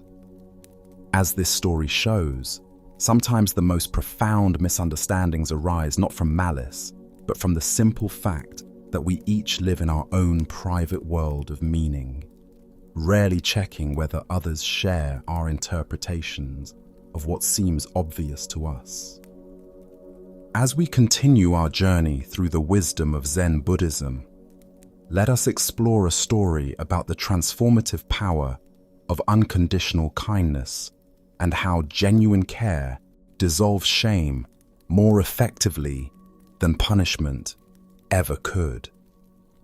This is the story of the Midnight Wanderer and his master's unexpected response. In a mountain temple where the sound of evening bells marked the rhythm of disciplined spiritual life, Master Sengai taught meditation to a devoted group of students. The monastery followed ancient routines: early morning sitting, communal meals eaten in silence, work practice in the gardens, and evening Dharma talks before retiring to simple sleeping quarters. Most students found deep satisfaction in this structured existence, but human nature being what it is, not everyone was equally committed to the monastic schedule. Among Sengai's pupils was a young man who struggled with the temple's strict boundaries.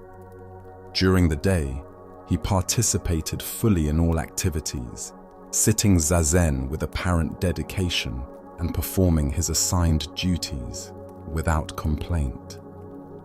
But as night fell and the temple settled into peaceful silence, restlessness would arise in his heart like a tide he couldn't resist. The young monk had discovered that by using a high wooden stool, he could climb over the temple wall and escape into the nearby town. There, in the pleasure quarters filled with bright lanterns and lively music, he could forget the weight of spiritual discipline and lose himself in worldly entertainment. He told himself these midnight excursions were harmless, just brief respites from the intensity of monastic life. Night after night, the pattern repeated. After the evening meditation ended and his fellow students retired to their quarters, he would wait until the temple was completely quiet, then carefully position the stool against the wall, climb over, and slip away into the darkness. He always returned before dawn prayers, replacing the stool and settling into his sleeping mat as if he had never left. Master Sengai, however, possessed the keen awareness that comes from decades of observing human behavior. During one of his regular evening inspections of the dormitory, he noticed the young monk's absence and quickly discovered the telltale stool positioned against the temple wall. Understanding immediately what was happening, Sengai quietly removed the stool and took its place, standing motionlessly in the shadows. Hours later, the wayward student returned from his night of pleasure, his mind still buzzing with wine and entertainment, but beginning to feel the familiar weight of guilt and anxiety about his secret behavior. In the darkness, he couldn't see that anything had changed. Assuming the stool was exactly where he had left it, he reached up to climb back over the wall. Without hesitation, he placed his feet on what he thought was the wooden stool and jumped down into the temple grounds. Only when he landed did he realize with horror that he had stepped on his master's head and shoulders. Sengai had served as a human stepping stool, absorbing the impact of his student's descent with patient silence. The young monk stood frozen in shock and shame, expecting the fierce rebuke he knew he deserved. He had been caught red-handed in his deception, had literally trampled on his teacher's dignity, and had violated the trust placed in him as a student of the Dharma. But Sengai's response was unlike anything the young man could have anticipated. Rising slowly and brushing the dust from his robes, the master looked at his student with eyes full of gentle concern. "It is very chilly in the early morning," Sengai said softly. "Do be careful not to catch cold yourself." With these words, he walked quietly back toward his quarters, leaving the young monk standing alone in the moonlit courtyard, tears streaming down his face. From that night forward, the student never again climbed over the temple wall. His midnight wanderings ended not because he had been punished or threatened, but because he had encountered a love so complete and unconditional that it dissolved his need to escape. The Buddha taught, "Hatred is never appeased by hatred in this world. By non-hatred alone is hatred appeased. This is a law eternal."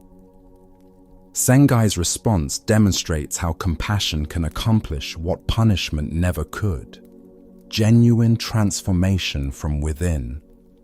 Why do we often believe that wrongdoing must be met with consequences to prevent its repetition? Zen Buddhism points to our deep conditioning around justice and retribution, the belief that people only change behavior when faced with unpleasant results. But this story reveals a different possibility, that shame dissolves naturally in the presence of unconditional acceptance. The young monk's midnight excursions represented what we might call spiritual claustrophobia, the feeling of being trapped by ideals we aspire to but haven't yet fully embodied.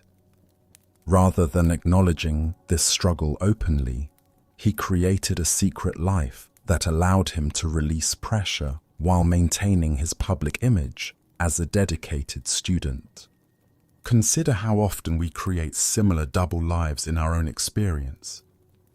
Perhaps we present ourselves as patient parents while secretly feeling overwhelmed and resentful. Maybe we maintain an image of confidence at work while privately struggling with imposter syndrome.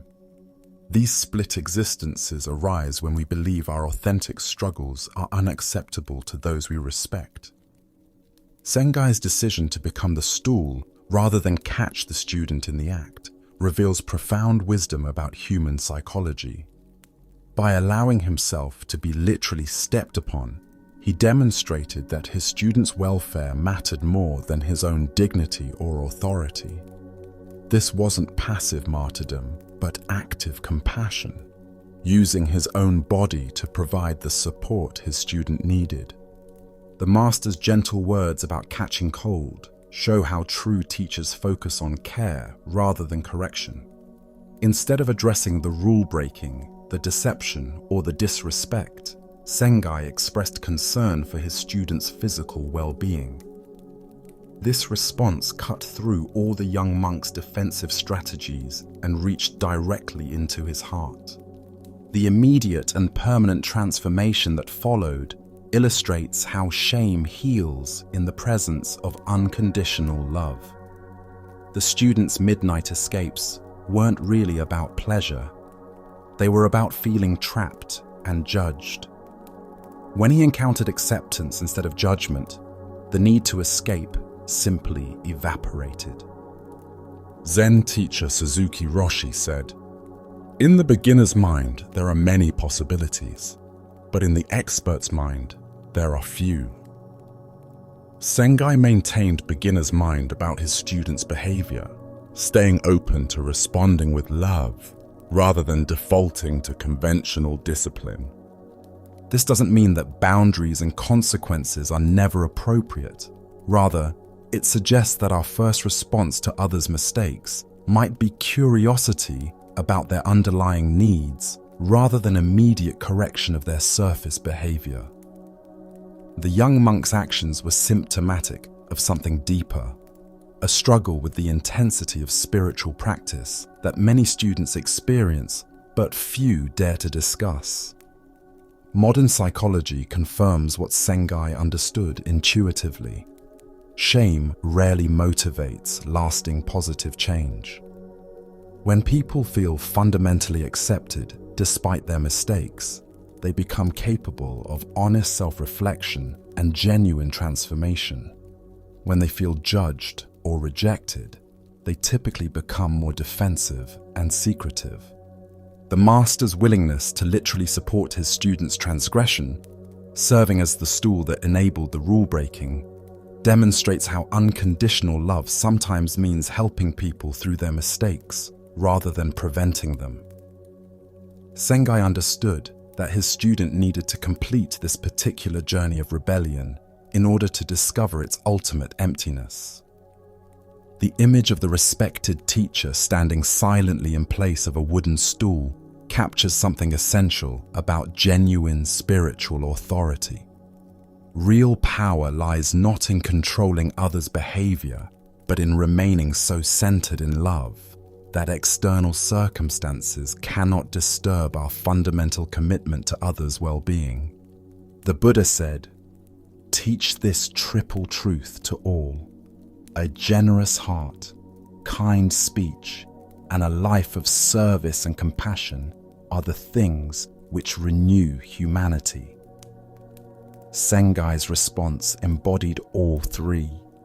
His generous heart that absorbed the physical impact, his kind speech that expressed care rather than criticism, and his life of service that put his students' needs above his own comfort. The young monk's tears and immediate transformation weren't results of guilt or fear, but of recognition. He had encountered the very love he had been seeking in the pleasure quarters. His midnight excursions had been unconscious attempts to find acceptance and understanding, which he discovered were available right where he was, in the heart of his teacher's unlimited compassion. Tonight, as you reflect on areas where you might judge yourself or others harshly for human imperfections, can you sense the possibility of Sengai's response? Can you imagine meeting mistakes with curiosity rather than criticism, offering support rather than correction? As this story shows, sometimes the most profound teaching happens not through words or rules, but through the simple presence of unconditional love that melts resistance and opens hearts to genuine transformation. Our 11th story, the letter that points beyond death. Across the bridge between life and death, where fear meets wisdom and mortality reveals immortality, unfolds our next teaching about our essential nature. This is the story of Master Basui's letter to a dying disciple. In a small temple nestled among cherry trees that had witnessed countless seasons of blooming and falling, Master Basui had guided many students through the complexities of Zen practice. His teaching was known for its directness, cutting through conceptual elaborations to point students toward immediate recognition of their essential nature. Among his many devoted disciples was one who had practiced with particular sincerity for many years, attending every teaching, sitting through countless meditation sessions, and gradually deepening his understanding of the Dharma. But now this faithful student lay dying, his body ravaged by illness that no medicine could cure. As his condition worsened, word reached Master Basui that his disciple was struggling not just with physical pain, but with the fundamental terror that haunts all human beings when facing the dissolution of everything they have known as themselves. Understanding that this was perhaps the most crucial teaching moment in his student's life, Basui took brush and paper to compose what would become one of the most profound letters in Zen literature. He wrote with the care of someone addressing the deepest possible human need, the need to understand what remains when everything we think we are falls away. "My dear friend," the letter began, "I know you are facing the great transition, and I write to remind you of what you have always known, but perhaps forgotten in your current distress." Basui continued with words that cut through the fever dreams and physical suffering to the bedrock of reality. "The essence of your mind is not born, so it will never die. It is not an existence, which is perishable. It is not an emptiness, which is a mere void. It has neither color nor form. It enjoys no pleasures and suffers no pains." The master knew his student's mind would be clouded with pain and fear, so he chose his words carefully, each sentence designed to redirect attention away from the body's distress toward the unchanging awareness that observes all experiences. "I know you are very ill," he acknowledged, not dismissing the reality of his student's suffering, but placing it in a larger context. "Like a good Zen student, you are facing that sickness squarely. You may not know exactly who is suffering, but question yourself. What is the essence of this mind? Think only of this. You will need no more." Basui understood that in the face of death, the mind desperately grasps for anything that might provide security or continuation. Knowing this tendency, he advised his dying disciple, "Covet nothing. Your end, which is endless, is as a snowflake dissolving in the pure air." This final image, a snowflake returning to the vast sky from which it emerged, pointed to the ultimate teaching that death is not annihilation, but recognition.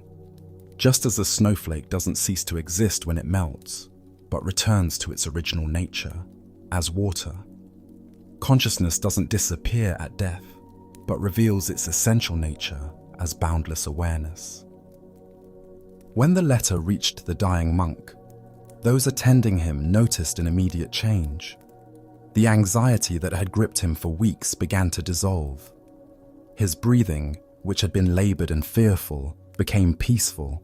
In his final days, instead of fighting against his condition, he turned his attention to the essential question his teacher had posed. What is the essence of this mind? In his last conscious moments, witnesses reported that his face radiated a peace so profound it seemed to transform the very atmosphere of the room. He died, as Basui had suggested, like a snowflake, dissolving into pure air, with no resistance, no fear, only recognition of what had always been true. The Buddha taught, of all meditations, that on death is supreme. Basui's letter demonstrates how facing our mortality can become the gateway to understanding our immortal nature. Why do we fear death so intensely, and how can this fear be transformed into wisdom? Zen Buddhism points to our fundamental misidentification with the body and personality as our true self.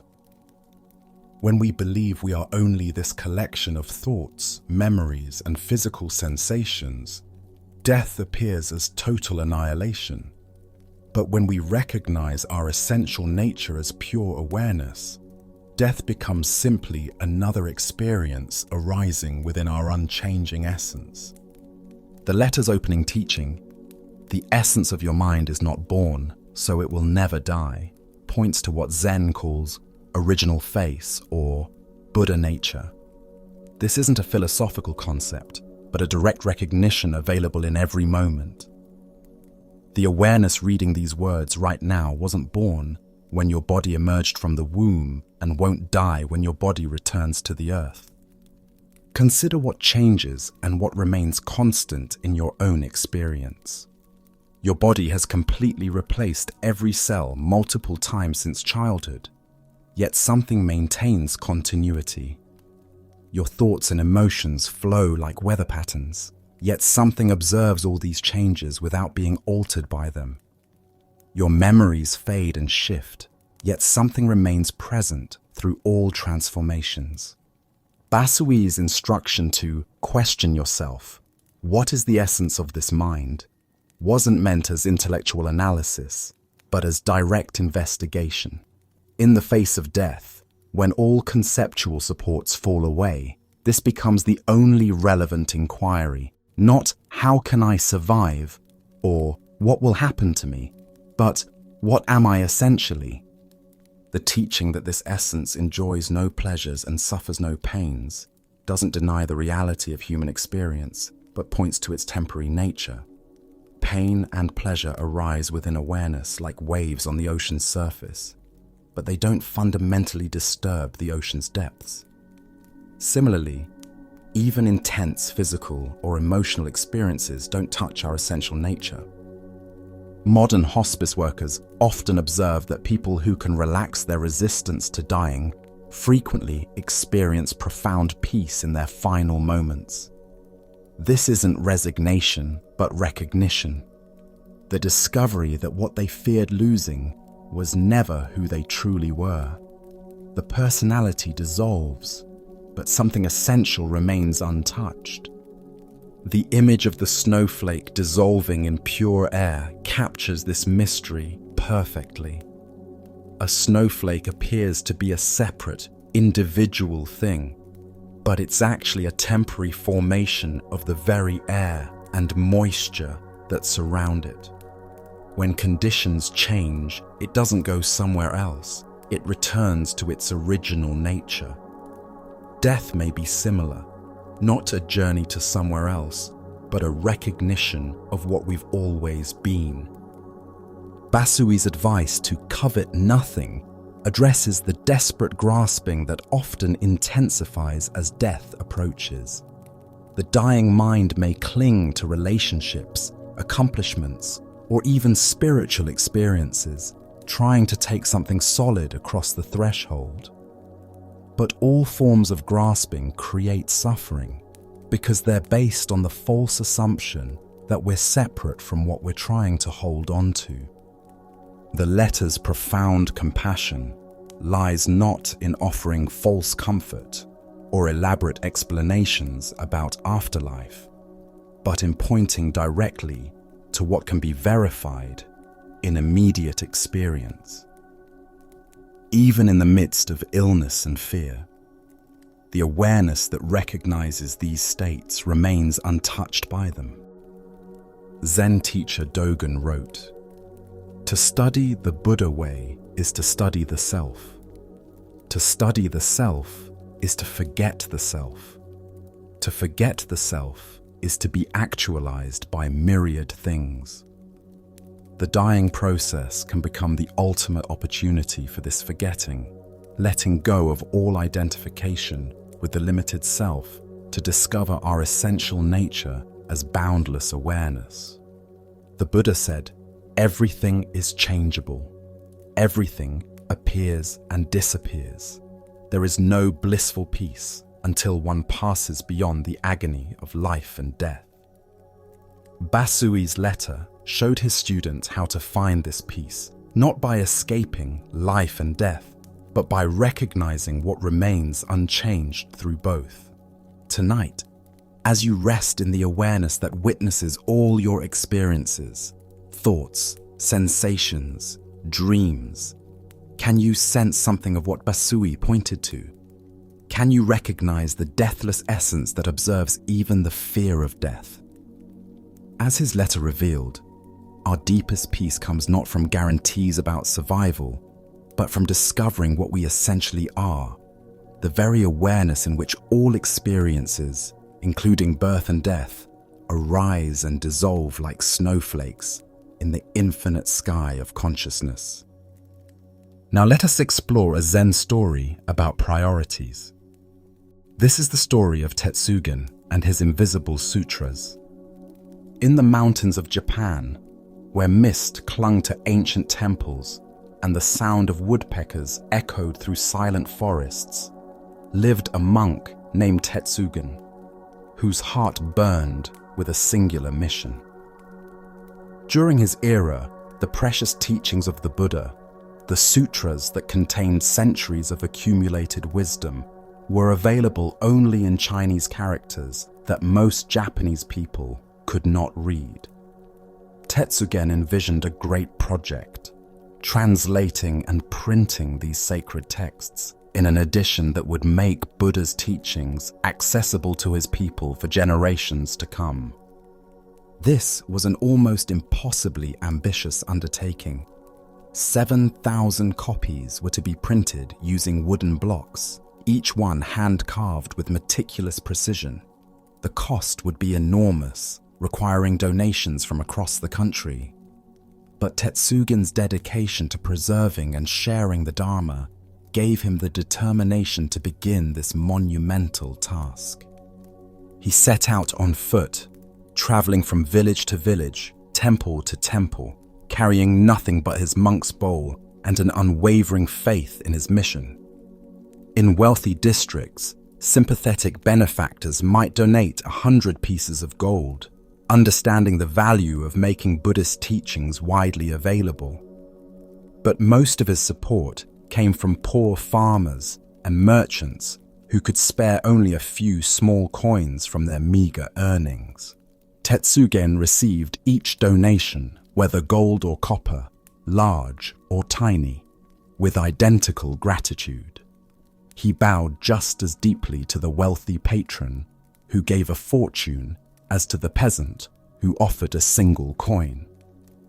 For 10 patient years, he walked the dusty roads and mountain paths, gradually accumulating the funds needed for his great project.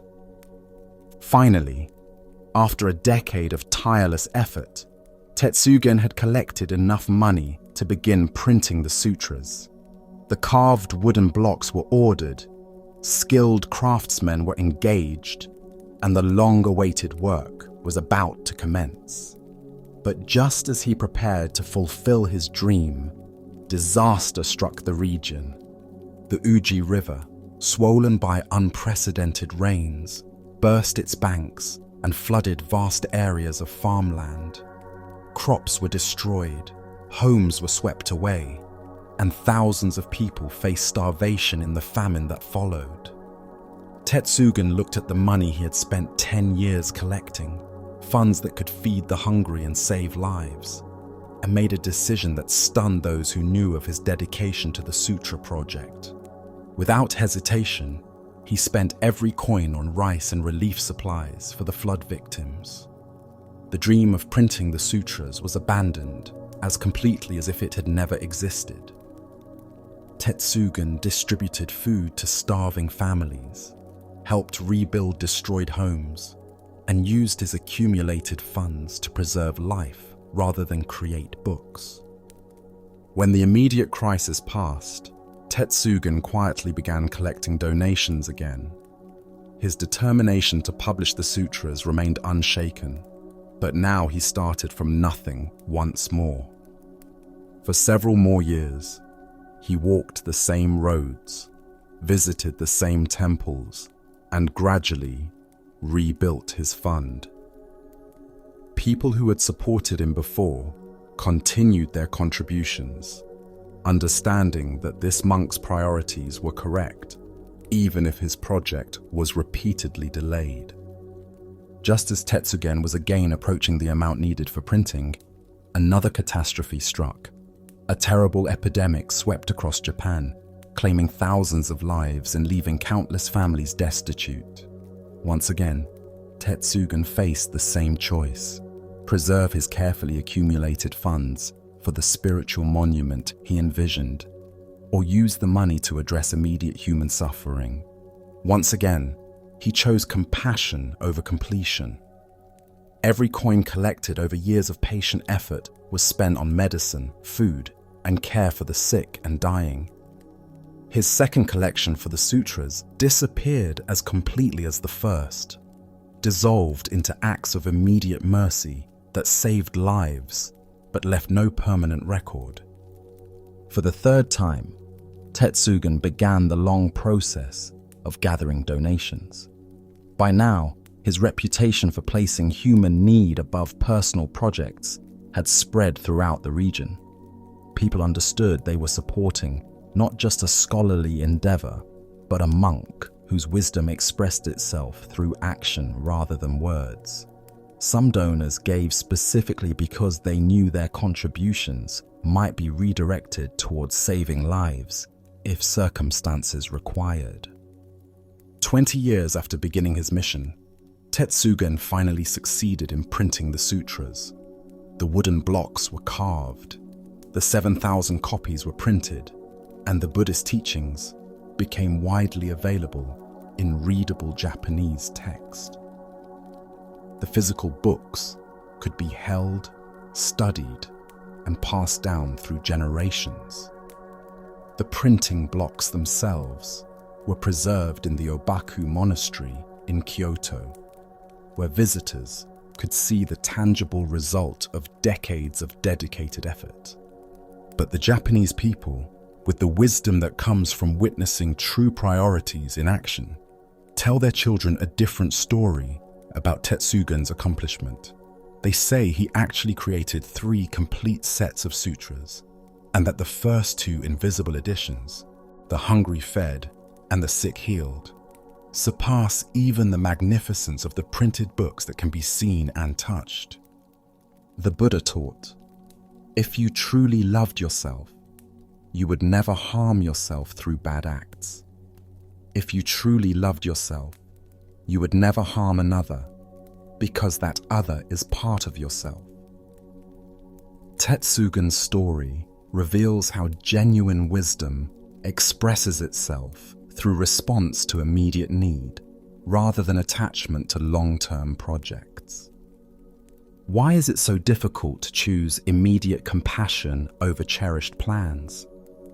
Zen Buddhism points to our attachment to outcomes and our tendency to prioritize the permanent over the temporary. We want to create things that will last, monuments that will outlive us, achievements that will be remembered. But Tetsugen's invisible sutras teach us that the most profound creations may be acts of service that leave no trace except in the lives they touch. Consider how this teaching applies to daily choices between personal goals and opportunities to serve. Perhaps you've been saving money for something special when a friend faces financial crisis. Maybe you've planned a perfect evening when your child needs unexpected attention. These moments test whether our spiritual understanding translates into spontaneous compassion. Tetsugen's identical gratitude for large and small donations reveals someone who understood that the act of giving matters more than the amount given. His decade of patient collecting wasn't just fundraising. It was a form of meditation on interdependence, recognizing that his project required the support of countless individuals, each making small sacrifices. The story's power lies in its demonstration that true dedication sometimes requires abandoning what we're dedicated to. Lesser commitment might have rationalized preserving the funds. I can't help everyone, and these books will benefit countless future readers. But Tetsugen's understanding ran deeper. He recognized that the essence of Buddha's teaching is compassion in action, not preservation of texts about compassion. This doesn't diminish the value of the printed sutras, which indeed served countless people over generations. Rather, it reveals the hierarchy of values that guided Tetsugen's choices. When faced with conflict between abstract good and immediate need, he consistently chose the concrete opportunity to alleviate suffering. The metaphor of invisible sutras suggests that some of our most important teachings are written not in books, but in acts of kindness that ripple through countless lives. The families Tetsugen fed during the famine carried forward lessons about generosity and care. The people he helped during the epidemic learned about sacrifice and service. These teachings were transmitted through experience rather than words, carved into hearts rather than wood. Modern life constantly presents similar choices between legacy projects and immediate service. We might be building businesses, writing books, or pursuing degrees while opportunities for direct help arise around us. Tetsugen's example suggests that true success might be measured not by what we complete, but by how readily we abandon our plans when life presents more urgent priorities. The preservation of Tetsugen's printing blocks at Obaku Monastery creates a beautiful paradox. The physical evidence of his eventual success is displayed alongside the story of his willingness to sacrifice that same success for human need. Visitors see both the achievement and the understanding that transcends achievement. Zen teacher Bankei said, "You must thoroughly understand that all beings are from the very beginning Buddha." Tetsugen's invisible sutras were expressions of this understanding, recognizing Buddha nature in starving farmers and sick villagers, then serving that recognition through immediate action rather than future benefit. The Buddha said, "Thousands of candles can be lighted from a single candle, and the life of the candle will not be shortened. Happiness never decreases by being shared." Tetsugen's 20-year journey demonstrates this principle.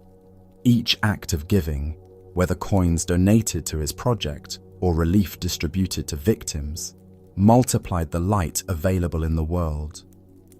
Tonight, as you reflect on your own cherished projects and long-term goals, can you sense the wisdom of Tetsugen's priorities? Can you hold your plans lightly enough to abandon them when immediate opportunities for compassion arise? As his story reveals, sometimes our greatest accomplishments are invisible to others, but written permanently in the lives we touch through spontaneous kindness. The sutras that matter most may be the ones we create through acts of love that leave no trace except in the endless ripples of compassion they generate in the world. Let us now turn to a story about dignity, purpose, and the relationship between service and sustenance that transcends all concepts of retirement or earned rest. This is the story of Master Hayakujo and his unwavering commitment to useful work. In the mountains of China, where morning mist wound through terraced gardens and the sound of rakes on gravel marked the rhythm of monastery life, lived Master Hayakujo, a teacher whose wisdom was matched only by his dedication to physical labor. Even at the advanced age of 80, when most people would have long since retired to a life of contemplation and rest, this remarkable teacher could be found each day working alongside his students. His bent figure moved through the monastery grounds with surprising energy, trimming bushes with careful precision, sweeping pathways until they were spotless, and pruning fruit trees with the attention of someone who understood that each cut affected the tree's entire future. His weathered hands, marked by decades of such work, moved with the skill that comes only from treating every task as a form of meditation.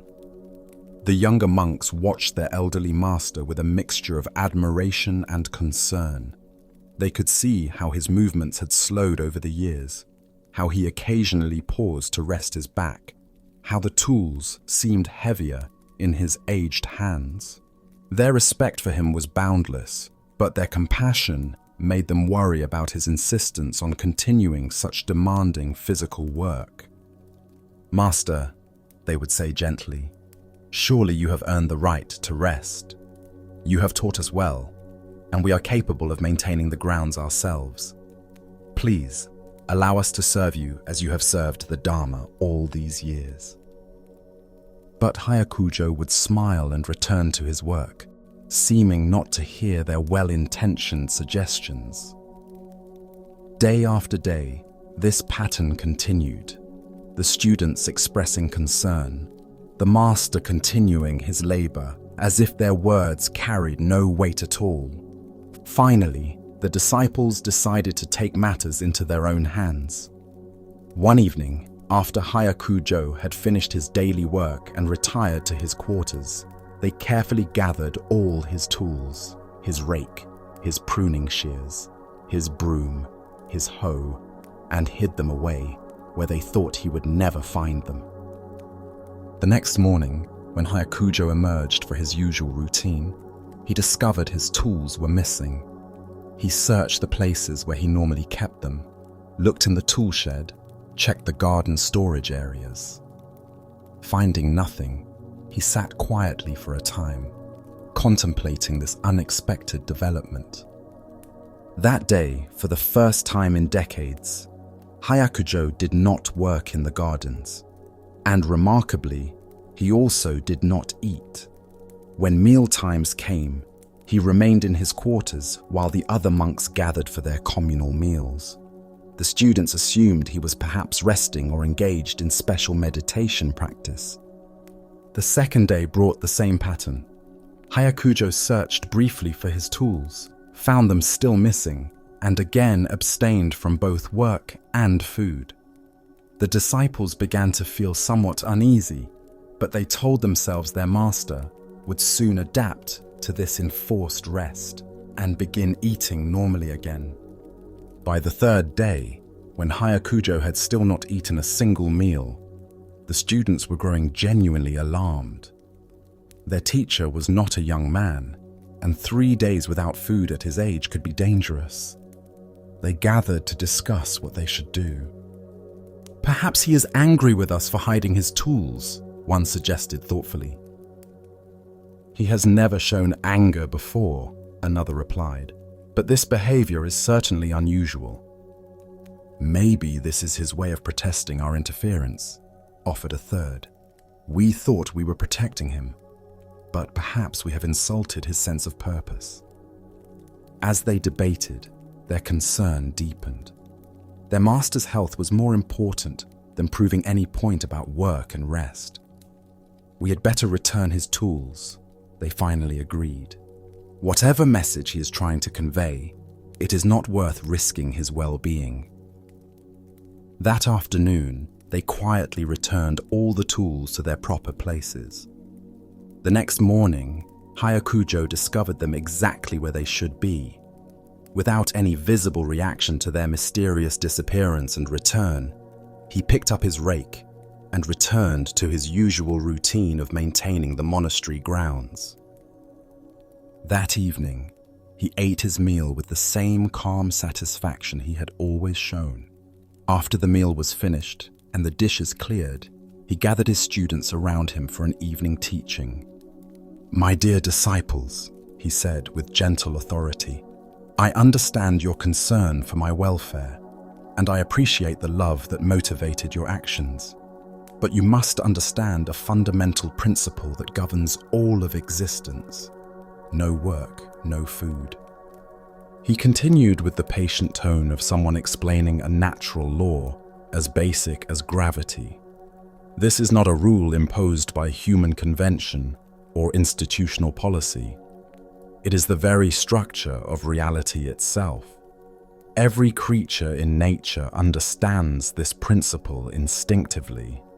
The bird that does not search for food does not eat.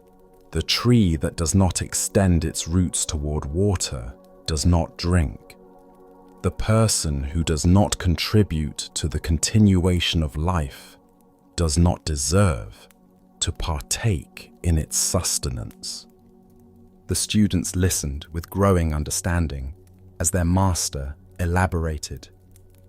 You see my age and think I have earned the right to be supported by others' efforts. But earning is not something that happens once and then entitles us to perpetual benefits. Earning happens fresh each day through whatever contribution we can make to the welfare of our community and the world. The Buddha taught, work out your salvation with diligence. Hyakujo's refusal to eat without working demonstrates how spiritual understanding expresses itself through engaged participation in life rather than withdrawal from responsibility. Why do we often assume that age, achievement, or wisdom should exempt us from useful labor? Zen Buddhism points to our misconceptions about the relationship between value and productivity, our tendency to view work as burden rather than opportunity for service. Hyakujo's story reveals work as a form of spiritual practice that maintains our connection to the fundamental rhythms of existence. The student's well-intentioned interference represents how misguided compassion can actually harm those we're trying to help. By attempting to spare their master from physical effort, they were unknowingly trying to separate him from what gave his life meaning and dignity. Their love was genuine, but their understanding was incomplete. Consider how this pattern shows up in your own relationships with aging parents, struggling friends, or anyone you perceive as needing protection from life's demands. Sometimes our desire to help actually diminishes others' sense of purpose and contribution. The most compassionate response might be finding ways for people to remain useful, rather than assuming they need to be sheltered from responsibility. Hyakujo's principle of no work, no food doesn't advocate harsh capitalism or ignore legitimate needs for support. Rather, it points to the psychological and spiritual importance of feeling useful, of contributing something valuable to the continuation of life. Even when physical capacity diminishes, the human need to serve and create value remains essential to well-being. The Master's 3-day fast was not punishment or manipulation, but demonstration of a natural law he had discovered through decades of practice. When we lose our connection to useful work, whether through retirement, illness, or well-meaning protection, something vital dies within us. Food becomes mere consumption rather than the fuel that sustains our service. Modern research confirms what Hyakujo understood intuitively. People who maintain a sense of purpose and usefulness throughout their lives tend to live longer and experience better mental health than those who become passive recipients of care. The human spirit requires the dignity that comes from contributing rather than just consuming. This teaching applies beyond physical labor to any form of meaningful contribution. The work that earns our sustenance might be artistic creation, emotional support for others, intellectual contribution, or spiritual service. The key is maintaining active engagement with life rather than retreating into passivity. Zen teacher Dogen wrote, "To study the Buddha way is to study the self. To study the self is to forget the self. To forget the self is to be actualized by myriad things." Hyakujo's daily labor was this forgetting of self, losing personal concerns in service to the monastery's needs and the larger rhythms of seasonal maintenance. The story also reveals the difference between chronological age and spiritual vitality.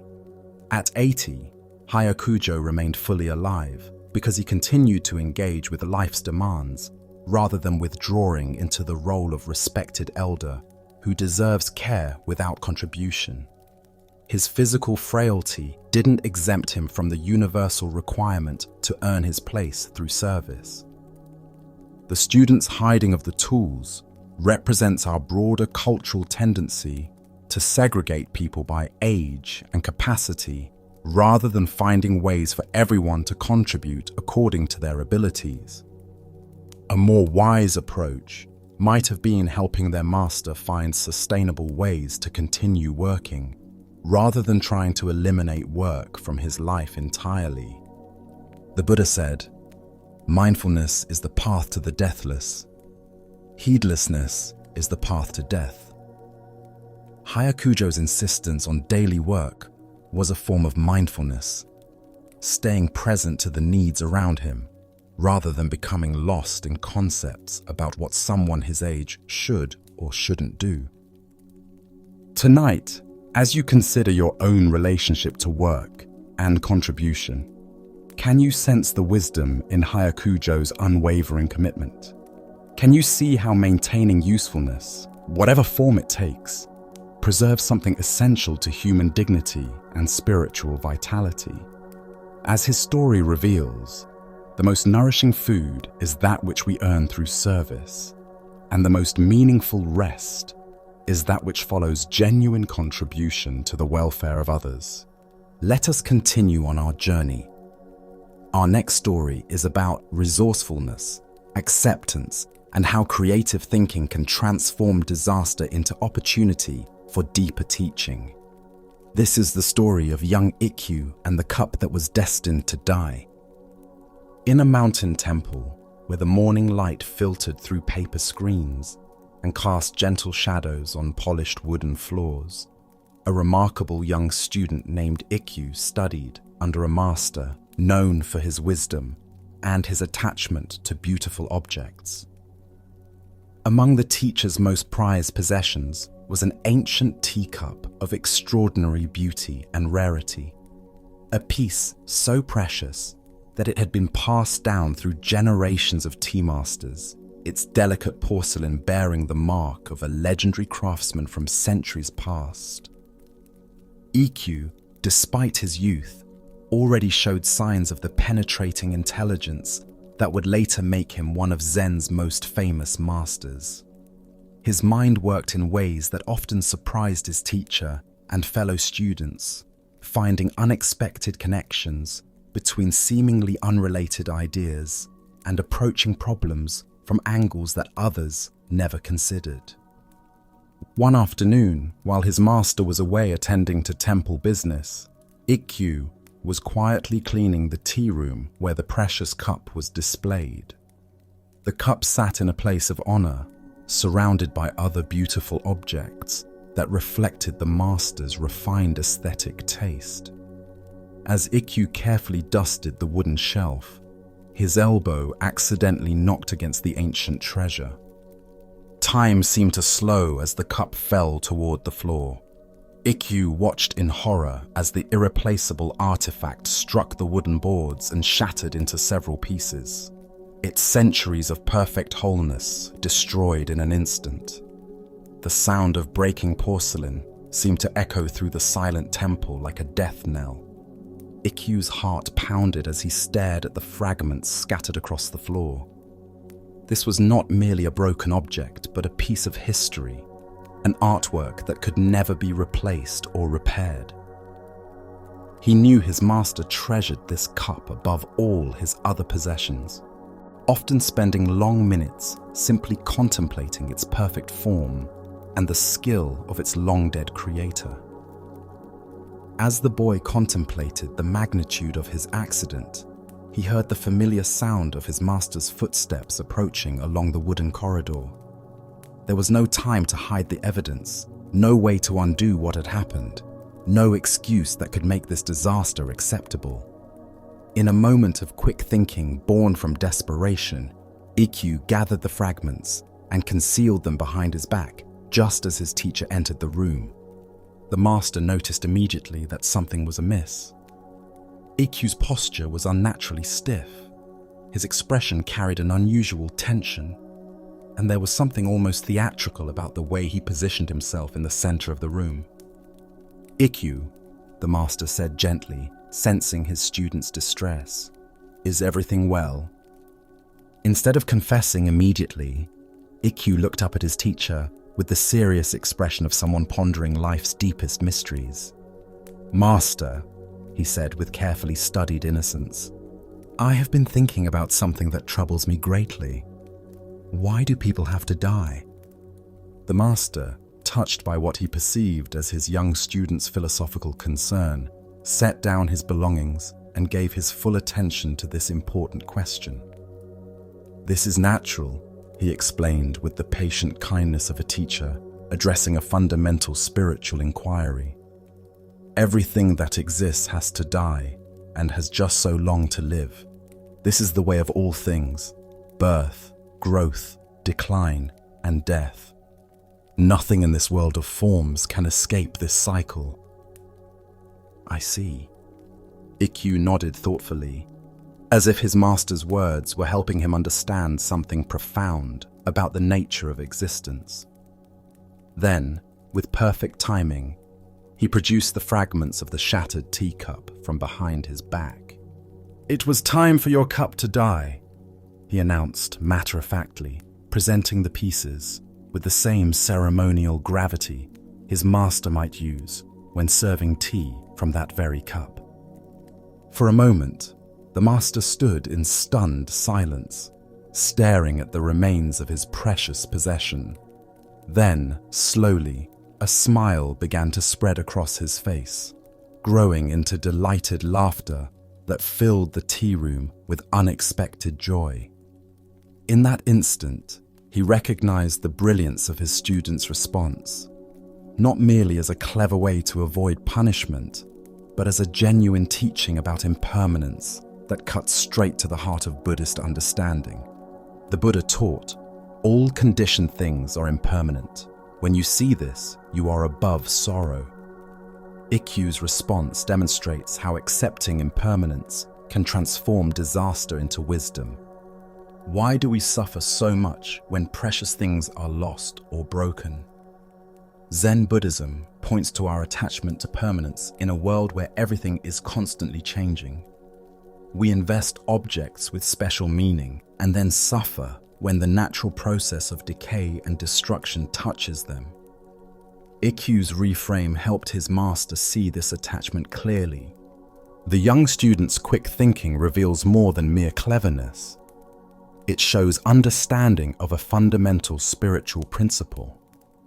By connecting his accident to his master's own teaching about the universality of death, Ikkyu demonstrated that intellectual understanding means nothing unless we can apply it to immediate circumstances. Consider how often we accept spiritual teachings intellectually while remaining emotionally attached to their implications. We might agree that all things are impermanent while still feeling devastated when our car is damaged, our phone is lost, or our plans are disrupted. Ikkyu's response challenges this selective application of wisdom. The master's laughter reveals recognition of his own inconsistency. He could teach about impermanence and death when discussing abstract philosophy, but when faced with the actual destruction of something he valued, his initial reaction was likely shock and attachment. His student had shown him this blind spot with perfect directness.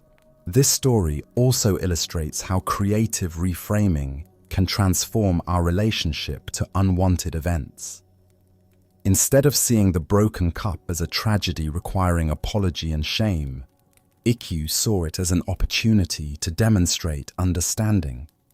The same facts, a precious object destroyed, became either disaster or teaching depending on the frame of interpretation. Modern psychology confirms what Ikkyu intuited. Our suffering comes not from events themselves, but from our interpretation of those events. A broken cup is just a broken cup until we add layers of meaning about loss, carelessness, disrespect, or irreplaceable value. When we change the story, we change the emotional impact. The timing of Ikkyu's approach was crucial.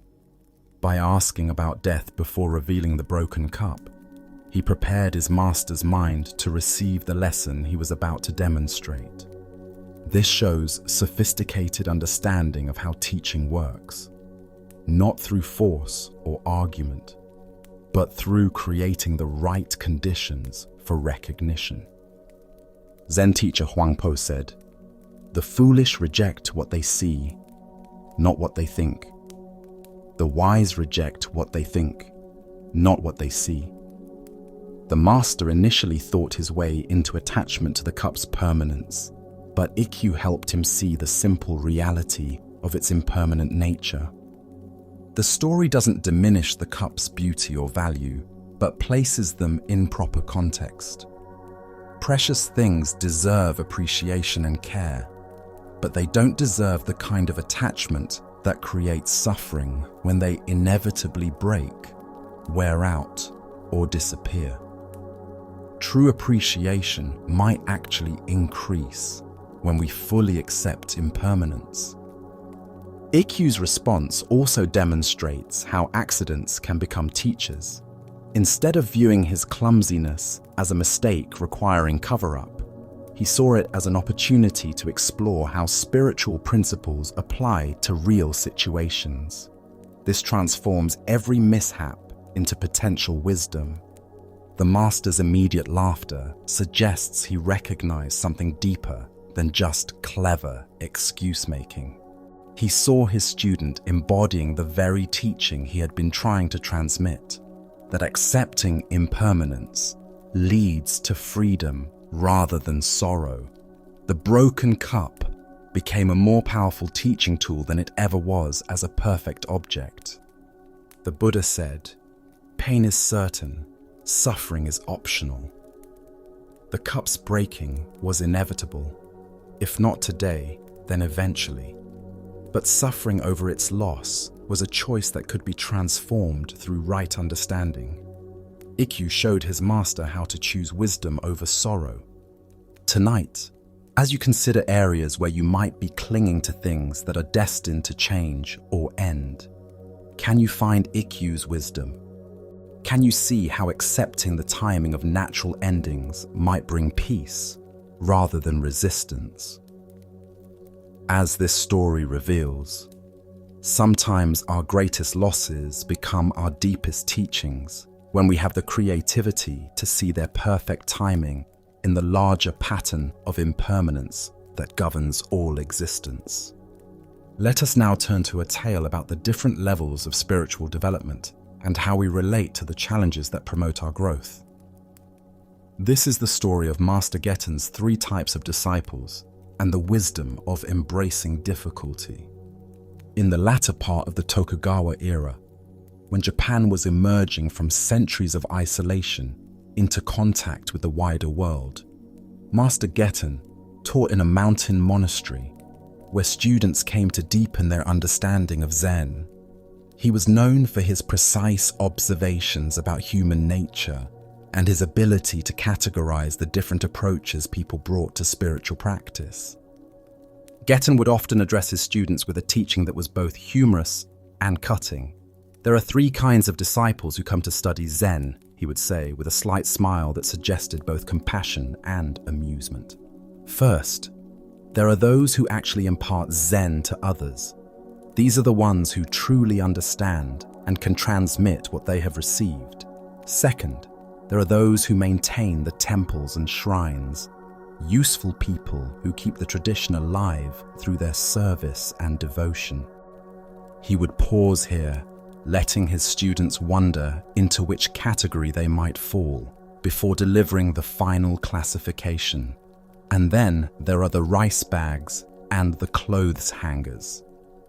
This last description always brought nervous laughter from his audience, as each student secretly worried they might be among those who simply took up space, consuming resources without contributing understanding or genuine service. The rice bags and clothes hangers were those who went through the motions of practice without developing either deep realization or practical usefulness, spiritual consumers rather than contributors. One student who definitely did not fall into this third category was a remarkable young man named Gasan, who studied under the notoriously severe Master Tekisui. Tekisui's teaching methods were legendary for their harshness, and his demands on students were so extreme that most people quickly decided they were not suited for his particular form of instruction. Tekisui believed that spiritual development required breaking through the comfortable habits and mental patterns that keep people trapped in mediocrity. His approach was like a blacksmith's fire, intense heat applied with precise skill to transform raw metal into refined tools. Students who came to him expecting gentle encouragement and supportive guidance usually fled within days or weeks. The master would assign impossible tasks, criticize efforts that seemed perfectly adequate, and sometimes even resort to physical discipline when he sensed that a student was coasting on superficial understanding rather than pushing through to genuine breakthrough. His methods were designed to reveal whether someone had the inner strength necessary for real spiritual development or was merely seeking comfortable validation of their existing level of understanding. Most students couldn't tolerate this treatment for long. They would find reasons to leave, deciding that Tekisui was too harsh, that his methods were outdated, that they could learn better from a more compassionate teacher. They sought masters who would affirm their progress rather than constantly pointing out their limitations. But Gasan remained despite enduring the full force of his teacher's uncompromising standards. When other students complained about Tekisui's severity and suggested that such treatment was unnecessarily harsh, Gasan would respond with insights that revealed his mature understanding of what spiritual training actually required. A poor disciple, he would explain patiently, utilizes a teacher's influence. By this, he meant students who came seeking to borrow authority or status from their association with a respected master, people who wanted to be seen as students of someone important rather than doing the hard work of actual development. A fair disciple, he continued, admires a teacher's kindness. These were students who appreciated supportive encouragement, but couldn't handle the challenging aspects of growth. They wanted their teacher to be like a doting parent who praised every effort rather than a skilled surgeon who cut precisely to heal deeper wounds. But a good disciple, Gasan concluded, grows strong under a teacher's discipline. This was someone who understood that the most valuable gifts a teacher can offer are not comfort and praise, but the kind of pressure that forces genuine development. Like a tree that grows strong by resisting wind, such students used challenging conditions to develop inner strength they never knew they possessed. The Buddha taught, "No one saves us but ourselves. No one can, and no one may. We ourselves must walk the path." Gasan's understanding of discipleship reveals how true students take responsibility for their own development rather than expecting teachers to make the path easy. Why do we often avoid teachers and situations that challenge us most deeply? Zen Buddhism points to our natural tendency to seek pleasure and avoid pain, even when pain might be exactly what promotes our growth. We want spiritual development to feel good, to affirm our existing strengths, rather than reveal our hidden weaknesses. The three types of disciples represent three different relationships to spiritual practice. The first type, those who can transmit Zen to others, have developed genuine understanding that enables them to serve as teachers themselves. They have moved beyond receiving to giving, beyond learning to teaching, beyond personal development to helping others develop. The second type, those who maintain temples and shrines, may not have achieved the deepest realization, but they contribute essential service that keeps spiritual traditions alive.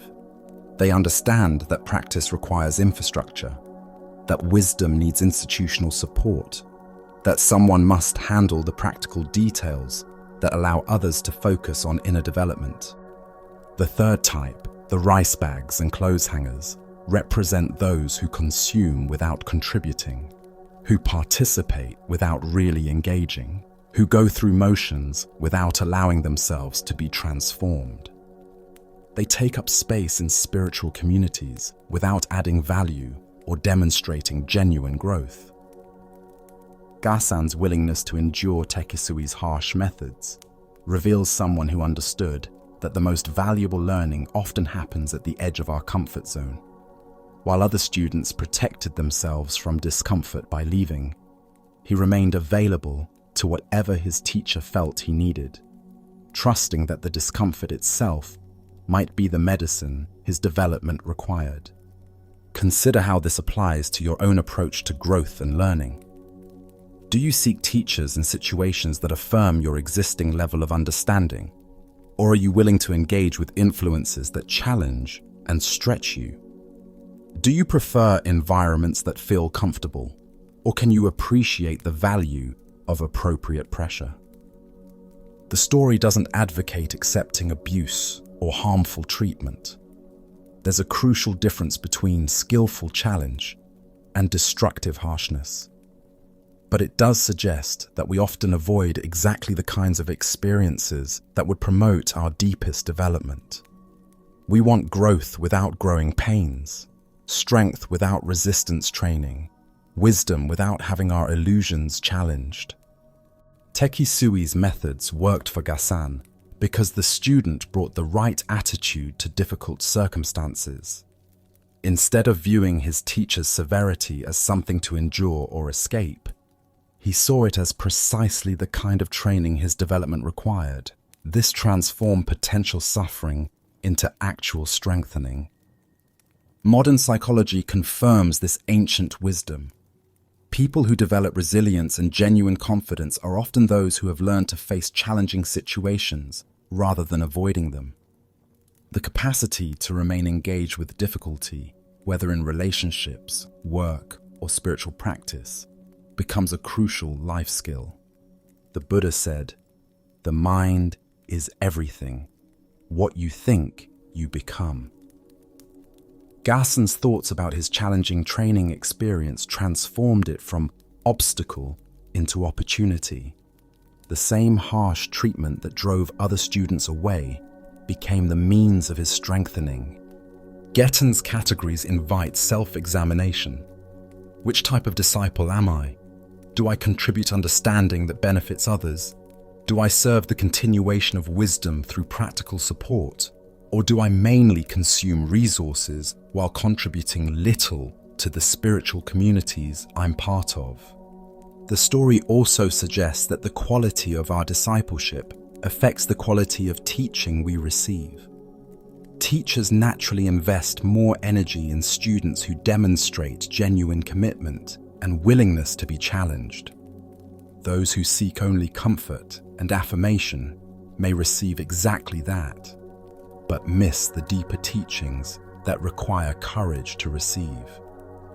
Tonight, as you reflect on your own relationship to difficulty and challenge, can you sense the wisdom in Gasan's approach? Can you find areas where avoiding discomfort might actually be avoiding growth?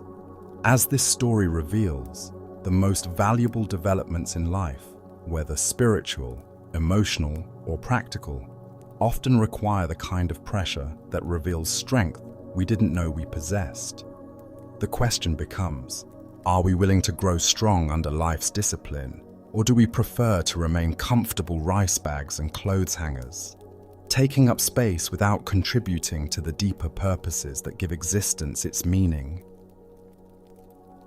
Let us now explore a story that redefines true wealth, unfolding when worldly success seeks spiritual blessing and receives unexpected wisdom. This is the story of the wealthy man who sought Sengai's blessing and received unexpected wisdom. In a bustling commercial district where silk merchants and tea traders built their fortunes, lived a man whose success had brought him everything the world considers valuable. His warehouses overflowed with goods. His coffers held more gold than he could spend in several lifetimes, and his influence extended throughout the region. Yet despite all this material abundance, An anxiety gnawed at his heart, the fear that his family's prosperity might not endure. This wealthy merchant had observed how quickly fortunes could change, how families that had been powerful for generations could lose everything through war, natural disaster, or simple bad luck.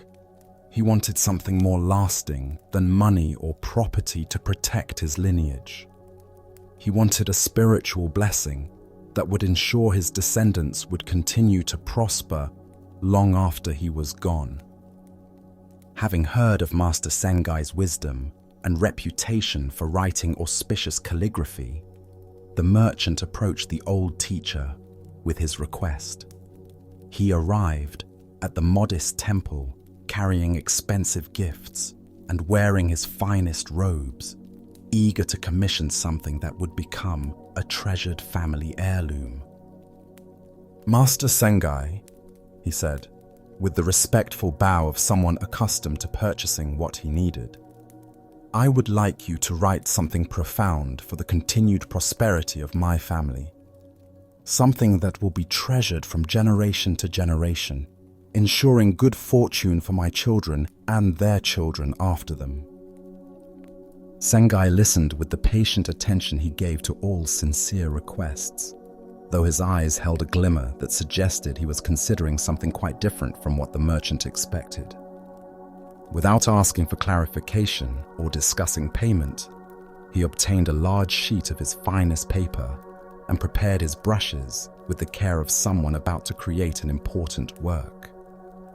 The merchant watched eagerly as Sengai's brush moved across the paper with confident strokes.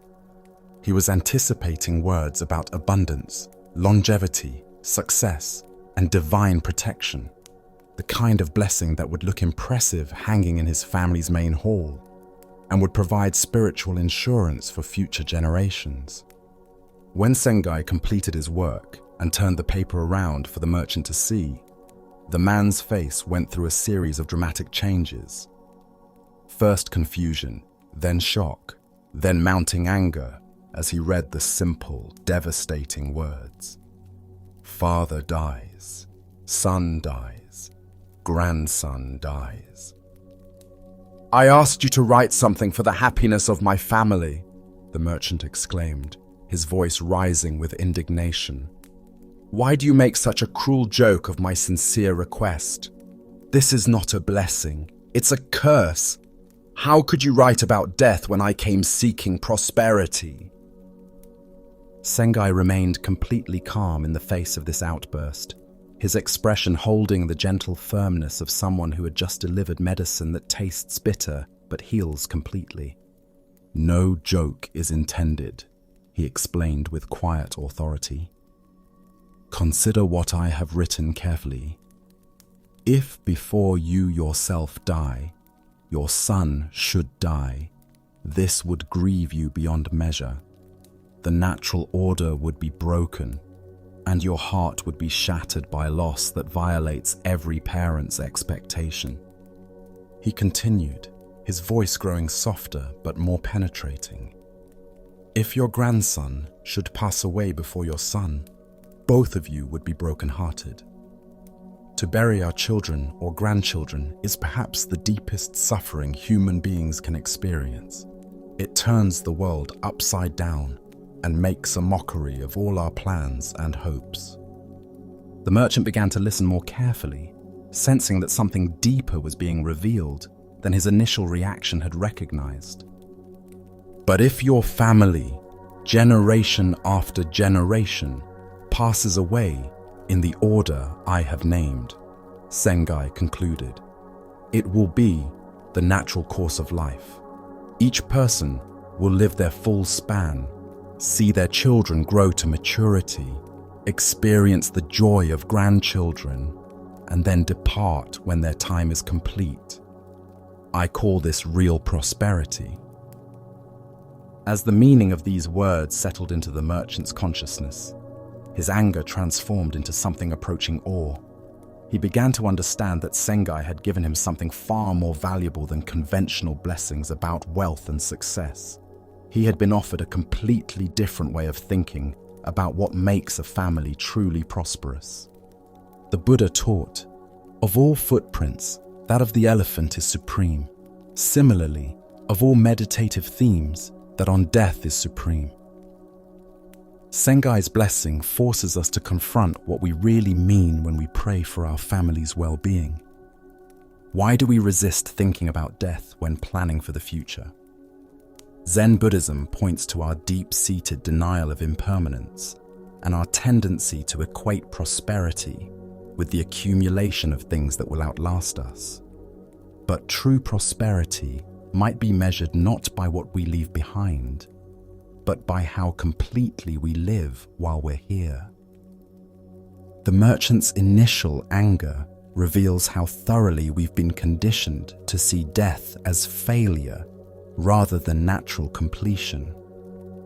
We speak of people losing battles with disease or succumbing to age, as if death were always premature defeat rather than the inevitable conclusion of every life story. Consider what the merchant was really asking for when he sought a blessing for continued prosperity. He wanted his family name to persist, his wealth to grow across generations, his legacy to become permanent. But Sengai's response suggests that such wishes miss the point of what makes existence truly valuable. The blessing of dying in natural order, parents before children, grandparents before grandchildren, is indeed profound prosperity because it means everyone gets to complete their full life cycle. It means children grow up with the security of parental protection.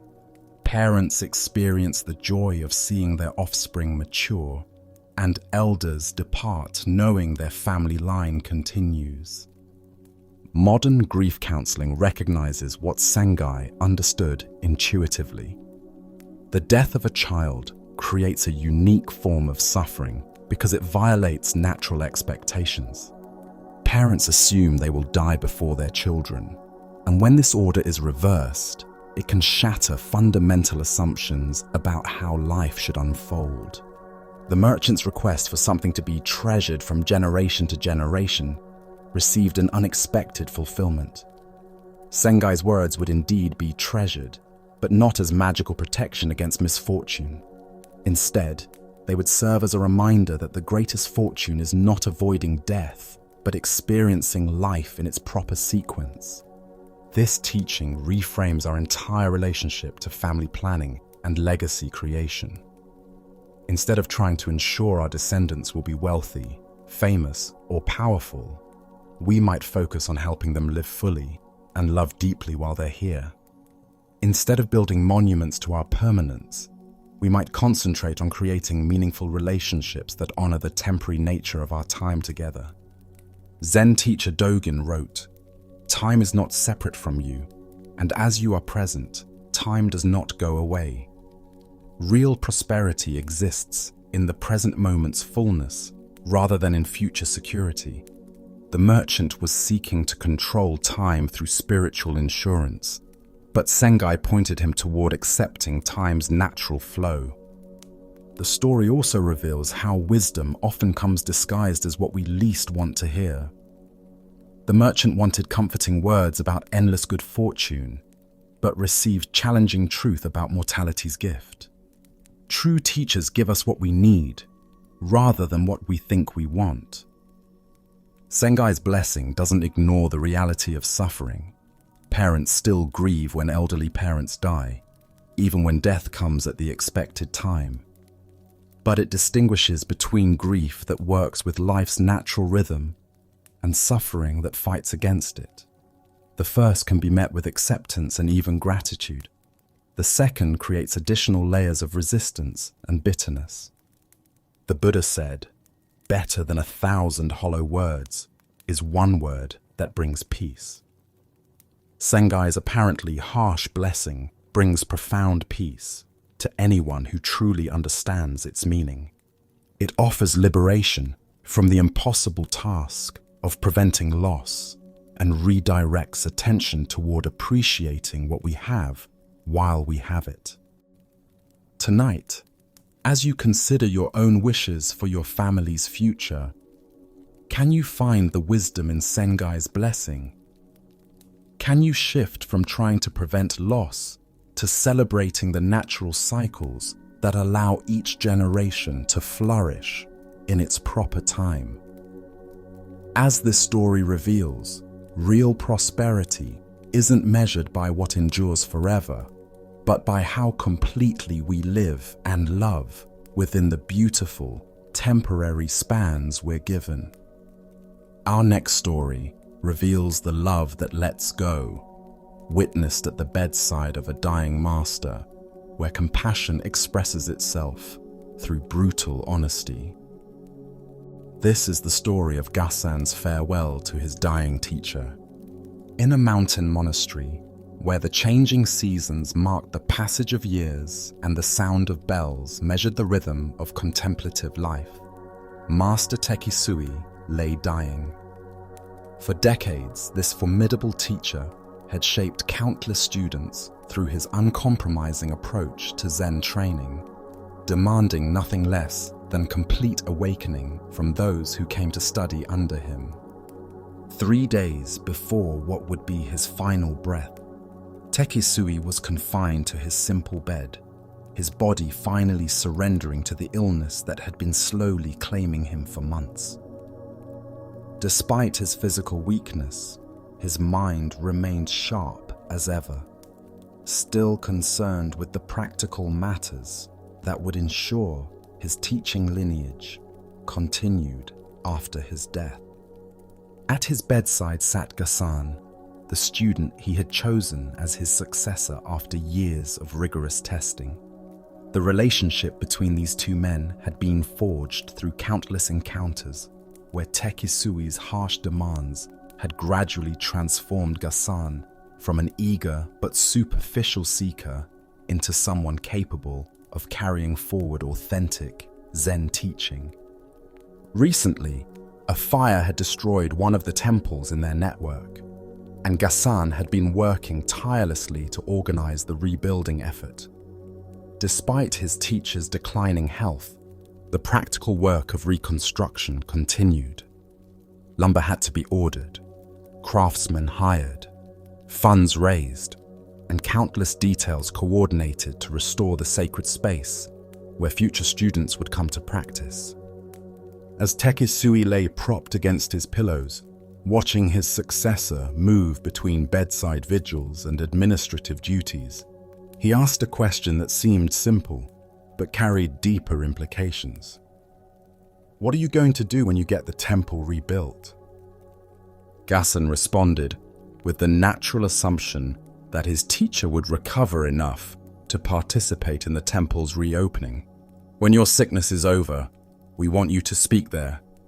The community is looking forward to hearing your teachings in the new hall." But Tekisui had been living with the reality of his approaching death for weeks, feeling his strength ebb each day and recognizing the signs that medical treatments could no longer ignore. His question hadn't been about planning future activities, but about testing whether his successor could face reality without comforting illusions. "Suppose I do not live until then?" he asked, his voice carrying the matter-of-fact tone of someone who had long since accepted what others still hoped to avoid. Gassan's response was immediate and practical. "Then we will get someone else." There was no dramatic emotion in his voice, no desperate denial of the possibility, no attempt to reassure his teacher that such thoughts were premature. He simply acknowledged that if Tekisui died, the temple would still need someone to provide the opening ceremony, and arrangements would be made accordingly. Tekisui pressed further, perhaps testing whether his student truly understood the challenges of maintaining a teaching lineage. "Suppose you cannot find anyone suitable?" Instead of the elaborate contingency plans or worried speculation that might be expected, Gassan's response was swift and decisive. His voice rose as he spoke with the authority of someone who had learned his teacher's lessons well. "Don't ask such foolish questions. Just go to sleep." The words hung in the air between teacher and student, carrying a weight that went far beyond their surface meaning. In that moment, roles seemed to reverse. The dying master receiving direction from his successor, the student telling the teacher to stop worrying about problems that hadn't yet arisen. Tekisui smiled as he heard these words, recognizing in them the very spirit he had spent years cultivating in his chosen heir. This was not disrespect or callousness, but the deepest form of care, love expressed through refusal to enable unnecessary suffering. The Buddha taught, "The past is gone. The future is not yet here. If we do not take care of the present moment, we miss our appointment with life." Gasan's response demonstrates how genuine presence sometimes requires cutting through anxiety about hypothetical futures. Why do we often mistake worry for caring and mistake acceptance for callousness? Zen Buddhism points to our tendency to confuse emotional drama with genuine concern. Tekisui's questions about future contingencies weren't helping anyone. They were simply expressions of anxiety about letting go of control. Gasan's seemingly harsh response reveals someone who had learned to distinguish between useful planning and useless fretting. His teacher was dying, and spending these precious final days worrying about problems that might never arise was a waste of the limited time they had together. Consider how often we engage in similar patterns in our own relationships. When someone we love is facing difficulty, we might exhaust ourselves and them by endlessly discussing worst-case scenarios, instead of simply being present to what's actually happening now. Our anxiety masquerades as helpfulness, but it often creates additional burden for those who are already struggling. Gasan's instruction to just go to sleep contained multiple layers of meaning. On the surface, it was practical advice for a sick man who needed rest. More deeply, it was instruction to stop the mental activity that was preventing peaceful acceptance of his condition. Most profoundly, it was permission to let go of responsibilities that would continue being handled by others. The relationship between these two men had been built on Tekisui's refusal to coddle his students or protect them from difficult truths. Now, in his final days, Gasan was returning this gift by refusing to coddle his teacher's anxieties about the future. This wasn't abandonment, but the deepest form of respect, treating Tekisui as someone capable of facing death without requiring false reassurance. Modern hospice care recognizes similar principles. Dying people often need permission to stop worrying about how others will manage without them. Family members who can honestly say, "We'll be okay, you can let go," often provide more comfort than those who desperately insist everything will be fine if the person just keeps fighting. Tekisui's testing questions revealed a teacher's natural concern about whether his life's work would continue, but they also showed the mind's tendency to avoid present reality by focusing on future problems. Gasan's responses demonstrated that he had internalized his teacher's most important lesson: face what's actually happening, rather than creating additional suffering through mental elaboration. The story also illustrates how true spiritual succession involves not just inheriting authority, but embodying the essential spirit of the teaching. Gasan had learned to apply his master's uncompromising honesty, even to his master himself, showing that he understood the principle behind the method, rather than just mimicking external behaviors. Zen teacher Linji said, "There is nothing special to do, just be ordinary." Gasan's ordinary response to extraordinary circumstances, practical planning combined with refusal to enable unnecessary anxiety, demonstrated deep understanding of how enlightened mind operates in daily life. The reversal of roles in this story points to something essential about genuine relationships. When we truly care for someone, we serve their highest good rather than their immediate comfort. Gassan's rudeness was actually profound kindness. The gift of treating his dying teacher as someone strong enough to face reality without protection.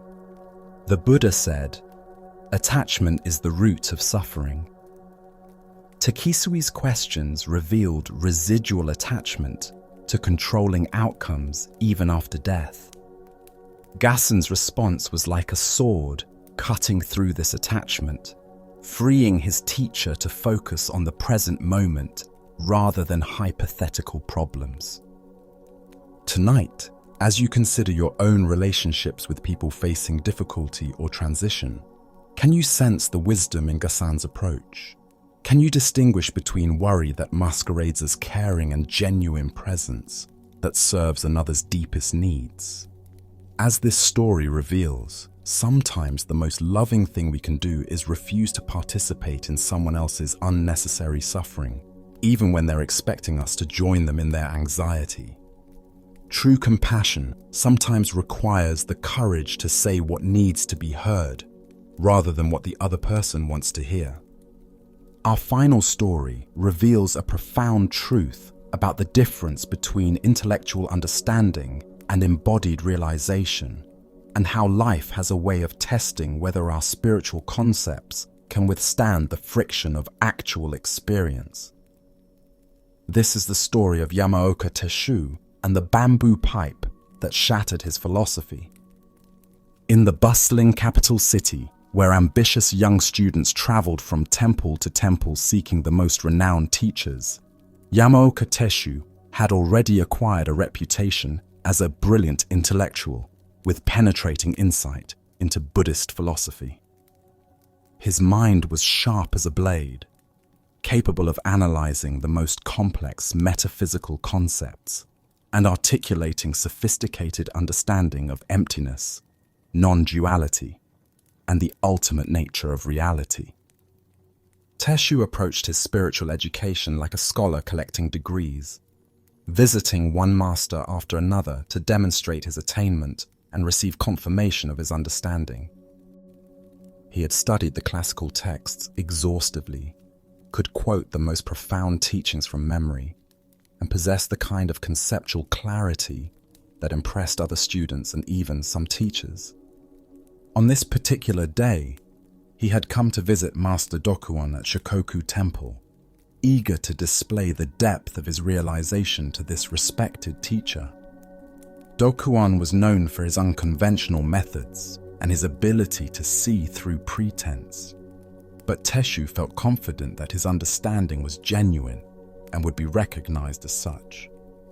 Dokuan received his visitor in a simple room overlooking a small garden, sitting quietly with his bamboo pipe and tobacco, occasionally taking leisurely puffs while observing his young guest with the patient attention of someone who had seen many such demonstrations over the years. Teshu wasted no time in presenting his spiritual credentials. With the confidence of someone who had mastered complex philosophy, he began his recitation. "Master, I have come to share my understanding with you. After extensive study and meditation, I have realized that the mind, Buddha, and sentient beings, after all, do not exist." He continued with growing enthusiasm, warming to his theme. "The true nature of phenomena is emptiness. There is no realization, no delusion, no sage, no mediocrity. There is no giving and nothing to be received." These were not random words, but precise quotations from advanced Zen teachings about the ultimate perspective where all distinctions dissolve into undifferentiated awareness. Teshu delivered them with the authority of someone who believed he had penetrated to the heart of reality and could speak from direct experience rather than mere book learning. Dokuan listened to this impressive display without comment, continuing to smoke his pipe with the same unhurried rhythm he had maintained before his visitor's arrival. His expression revealed nothing, neither approval nor disapproval, neither agreement nor argument. He simply sat in silence, occasionally drawing on his pipe and releasing small clouds of smoke into the peaceful air. When Teshu finished his presentation, he waited expectantly for acknowledgement of his profound understanding. Surely such clear articulation of the highest teachings would earn recognition from this respected master. The silent stretch between them, filled only by the distant sounds of temple life and the occasional whisper of wind through the garden.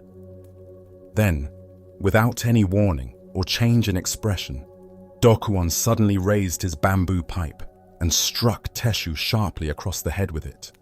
The young man's philosophical composure shattered instantly. His face flushed red with indignation, his hands clenched into fists, and his voice rose with outrage at this unexpected and seemingly unprovoked attack. "How dare you strike me?" he shouted, his carefully cultivated spiritual demeanor completely forgotten in the surge of anger that overwhelmed his consciousness. "What kind of teacher are you? I came here in good faith to share my understanding, and you respond with violence." Dokuon set down his pipe and looked at his visitor with the gentle attention of someone who had just completed a successful experiment. When he spoke, his voice carried the quiet authority of someone stating an obvious fact. "If nothing exists," he inquired mildly, "where did this anger come from?" The question hung in the air like incense, penetrating straight to the heart of Teshu's supposed realization. In that moment, the young man's entire philosophical edifice collapsed like a house of cards touched by wind. He had just spent several minutes explaining how nothing really existed, yet here he was, undeniably experiencing very real anger at very real physical pain from a very real bamboo pipe wielded by a very real teacher. The gap between his intellectual understanding and his actual experience became impossible to ignore. His mind had mastered the concepts of emptiness and non-existence, but his body and emotions were clearly operating according to very different principles. The anger that surged through him was absolutely real and immediate, regardless of what philosophy might say about the ultimate nature of existence. The Buddha taught, "Do not believe in anything simply because you have heard it. Do not believe in anything simply because it is spoken and rumored by many. But after observation and analysis, when you find that anything agrees with reason and is conducive to the good and benefit of one and all, then accept it and live up to it." Dokuon's bamboo pipe provided exactly this kind of direct observation and analysis. Why do we often mistake intellectual understanding for genuine realization? Zen Buddhism points to the mind's capacity for creating elaborate conceptual structures that can seem identical to direct experience, but lack the transformative power of actual awakening. We can memorize profound teachings while remaining unchanged by them. Teshu's presentation represented what Zen calls dry enlightenment, understanding that exists only in the realm of ideas without penetrating into the deeper layers of experience, where emotions, reactions, and habitual patterns still operate according to their own logic. He could speak eloquently about emptiness while being completely full of self-importance and spiritual pride. Consider how this pattern shows up in daily life when our stated beliefs collide with immediate experience. We might intellectually understand that anger is suffering, yet find ourselves furious when someone cuts us off in traffic. We might know that all possessions are impermanent, yet feel devastated when something precious is lost or broken. Dokuon's method was surgical in its precision. Rather than engaging in philosophical debate about Teshu's concepts, he created a direct experience that would reveal whether those concepts had any practical reality. The bamboo pipe became a perfect teaching tool, immediate, undeniable, and impossible to rationalize away. The genius of this approach lies in its recognition that genuine spiritual understanding must be able to withstand the test of ordinary human experience. If our realization disappears the moment someone strikes us with a pipe, how deep could it really have been? If our understanding of emptiness evaporates when we encounter solid bamboo applied to our skull, what kind of understanding was it? Modern psychology recognizes similar principles in the difference between intellectual insight and integrated change. People can understand their patterns perfectly while continuing to repeat them, can analyze their problems extensively while remaining stuck in them. Real transformation requires something deeper than conceptual clarity. The story also reveals how spiritual teachers sometimes need to shock students out of comfortable abstractions into direct encounter with immediate reality. Dokuwan's strike wasn't cruel or arbitrary, but precisely calibrated to create the exact experience Teshu needed to recognize the gap between his words and his actual state of consciousness. Teshu's anger, embarrassing as it was, became the doorway to authentic learning. His philosophical concepts had been creating a kind of spiritual bypass around his actual human experience. The bamboo pipe forced him to confront the reality of his emotional reactions and physical responses, which were operating according to very different principles than his intellectual understanding suggested. Zen teacher Huang Po said, "The foolish reject what they see, not what they think. The wise reject what they think, not what they see." Teshu had been rejecting what he could see, his own anger, the solid reality of the pipe, the undeniable existence of pain, in favor of what he thought about ultimate reality. The Buddha said, "Better than 1,000 hollow words is one word that brings peace." Dokuwan's single question, "Where did this anger come from?" was worth more than all of Teshu's elaborate philosophical presentations, because it pointed directly to the place where real spiritual work needed to happen. Tonight, as you reflect on areas where your understanding might be more intellectual than experiential, can you sense the wisdom in Dokuwan's teaching method? Can you find places where life has struck you with its own bamboo pipe, revealing gaps between your concepts and your actual responses? As this story shows, sometimes the most valuable spiritual teachings come not through elegant philosophy, but through direct encounters with our own immediate, undeniable, and very real human experience. The anger that embarrasses us might be exactly what awakens us to the difference between thinking about truth and actually living it. Finally, we reach the end of our teachings tonight. As we complete our journey through these 18 ancient stories, can you recognize that the peace you've been seeking has been present all along in your own awareness? Can you feel how the wisdom in these tales is not something you need to acquire, but something you already possess, waiting to be uncovered beneath the layers of complexity we so often add to simple existence? As the Buddha taught at the beginning of our journey together, peace comes from within. Do not seek it without. The ultimate truth these stories point toward is available right here in the miracle of ordinary consciousness. The silent witness that has observed every word, every teaching, every moment of recognition throughout our time together. Let us reflect on the profound journey we have shared. The samurai and the Zen master showed us how heaven and hell are states we create through our own reactions.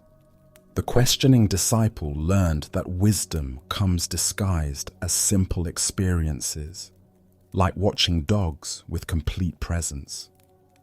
The farmer's lost cows revealed how happiness comes from having nothing to lose, because we found what cannot be taken away. Matajuro's sword training taught us that patience accelerates genuine mastery while urgency slows learning. The ghost dissolved when faced with questions beyond guilt, showing how our minds create the demons that torment us. The 10 pilgrims discovered what we seek was never missing. We simply forgot to count ourselves among those already whole. Each story has been like a facet of a single diamond, reflecting the same essential light. What we seek through spiritual practice is actually the very awareness that is seeking right now. The Buddha taught, 3 things cannot remain hidden: the sun, the moon, and the truth. As you continue your path, may these truths remain with you, not as concepts to remember, but as invitations to recognize the peace, wisdom, and completeness that have never been absent from your immediate experience. May you carry these teachings like seeds that bloom into understanding in daily life. May you recognize the empty boats of projection and choose not to pursue them. May you taste the sword of present moment awareness that cuts through illusions of past and future. May you discover your own invisible sutras, written in acts of kindness that create endless ripples of compassion. Thank you for sharing this journey through ancient wisdom. May you rest deeply tonight, knowing the search is over because what you were seeking was never lost. May you wake refreshed tomorrow, carrying the silence of the cricket in the temple, the generosity of the stingy artist, and the laughter of those who discovered the 10th pilgrim was never missing. May you find in this very moment the peace that has always been yours, not as something to achieve, but as something to remember. May your heart settle into the stillness that needs no temple, the wholeness that requires no journey. May you rest in the gentle knowing that you are already home, already complete, already free. In the quiet space between thoughts, in the pause between breaths, may you discover the sanctuary you've been seeking was never anywhere but here.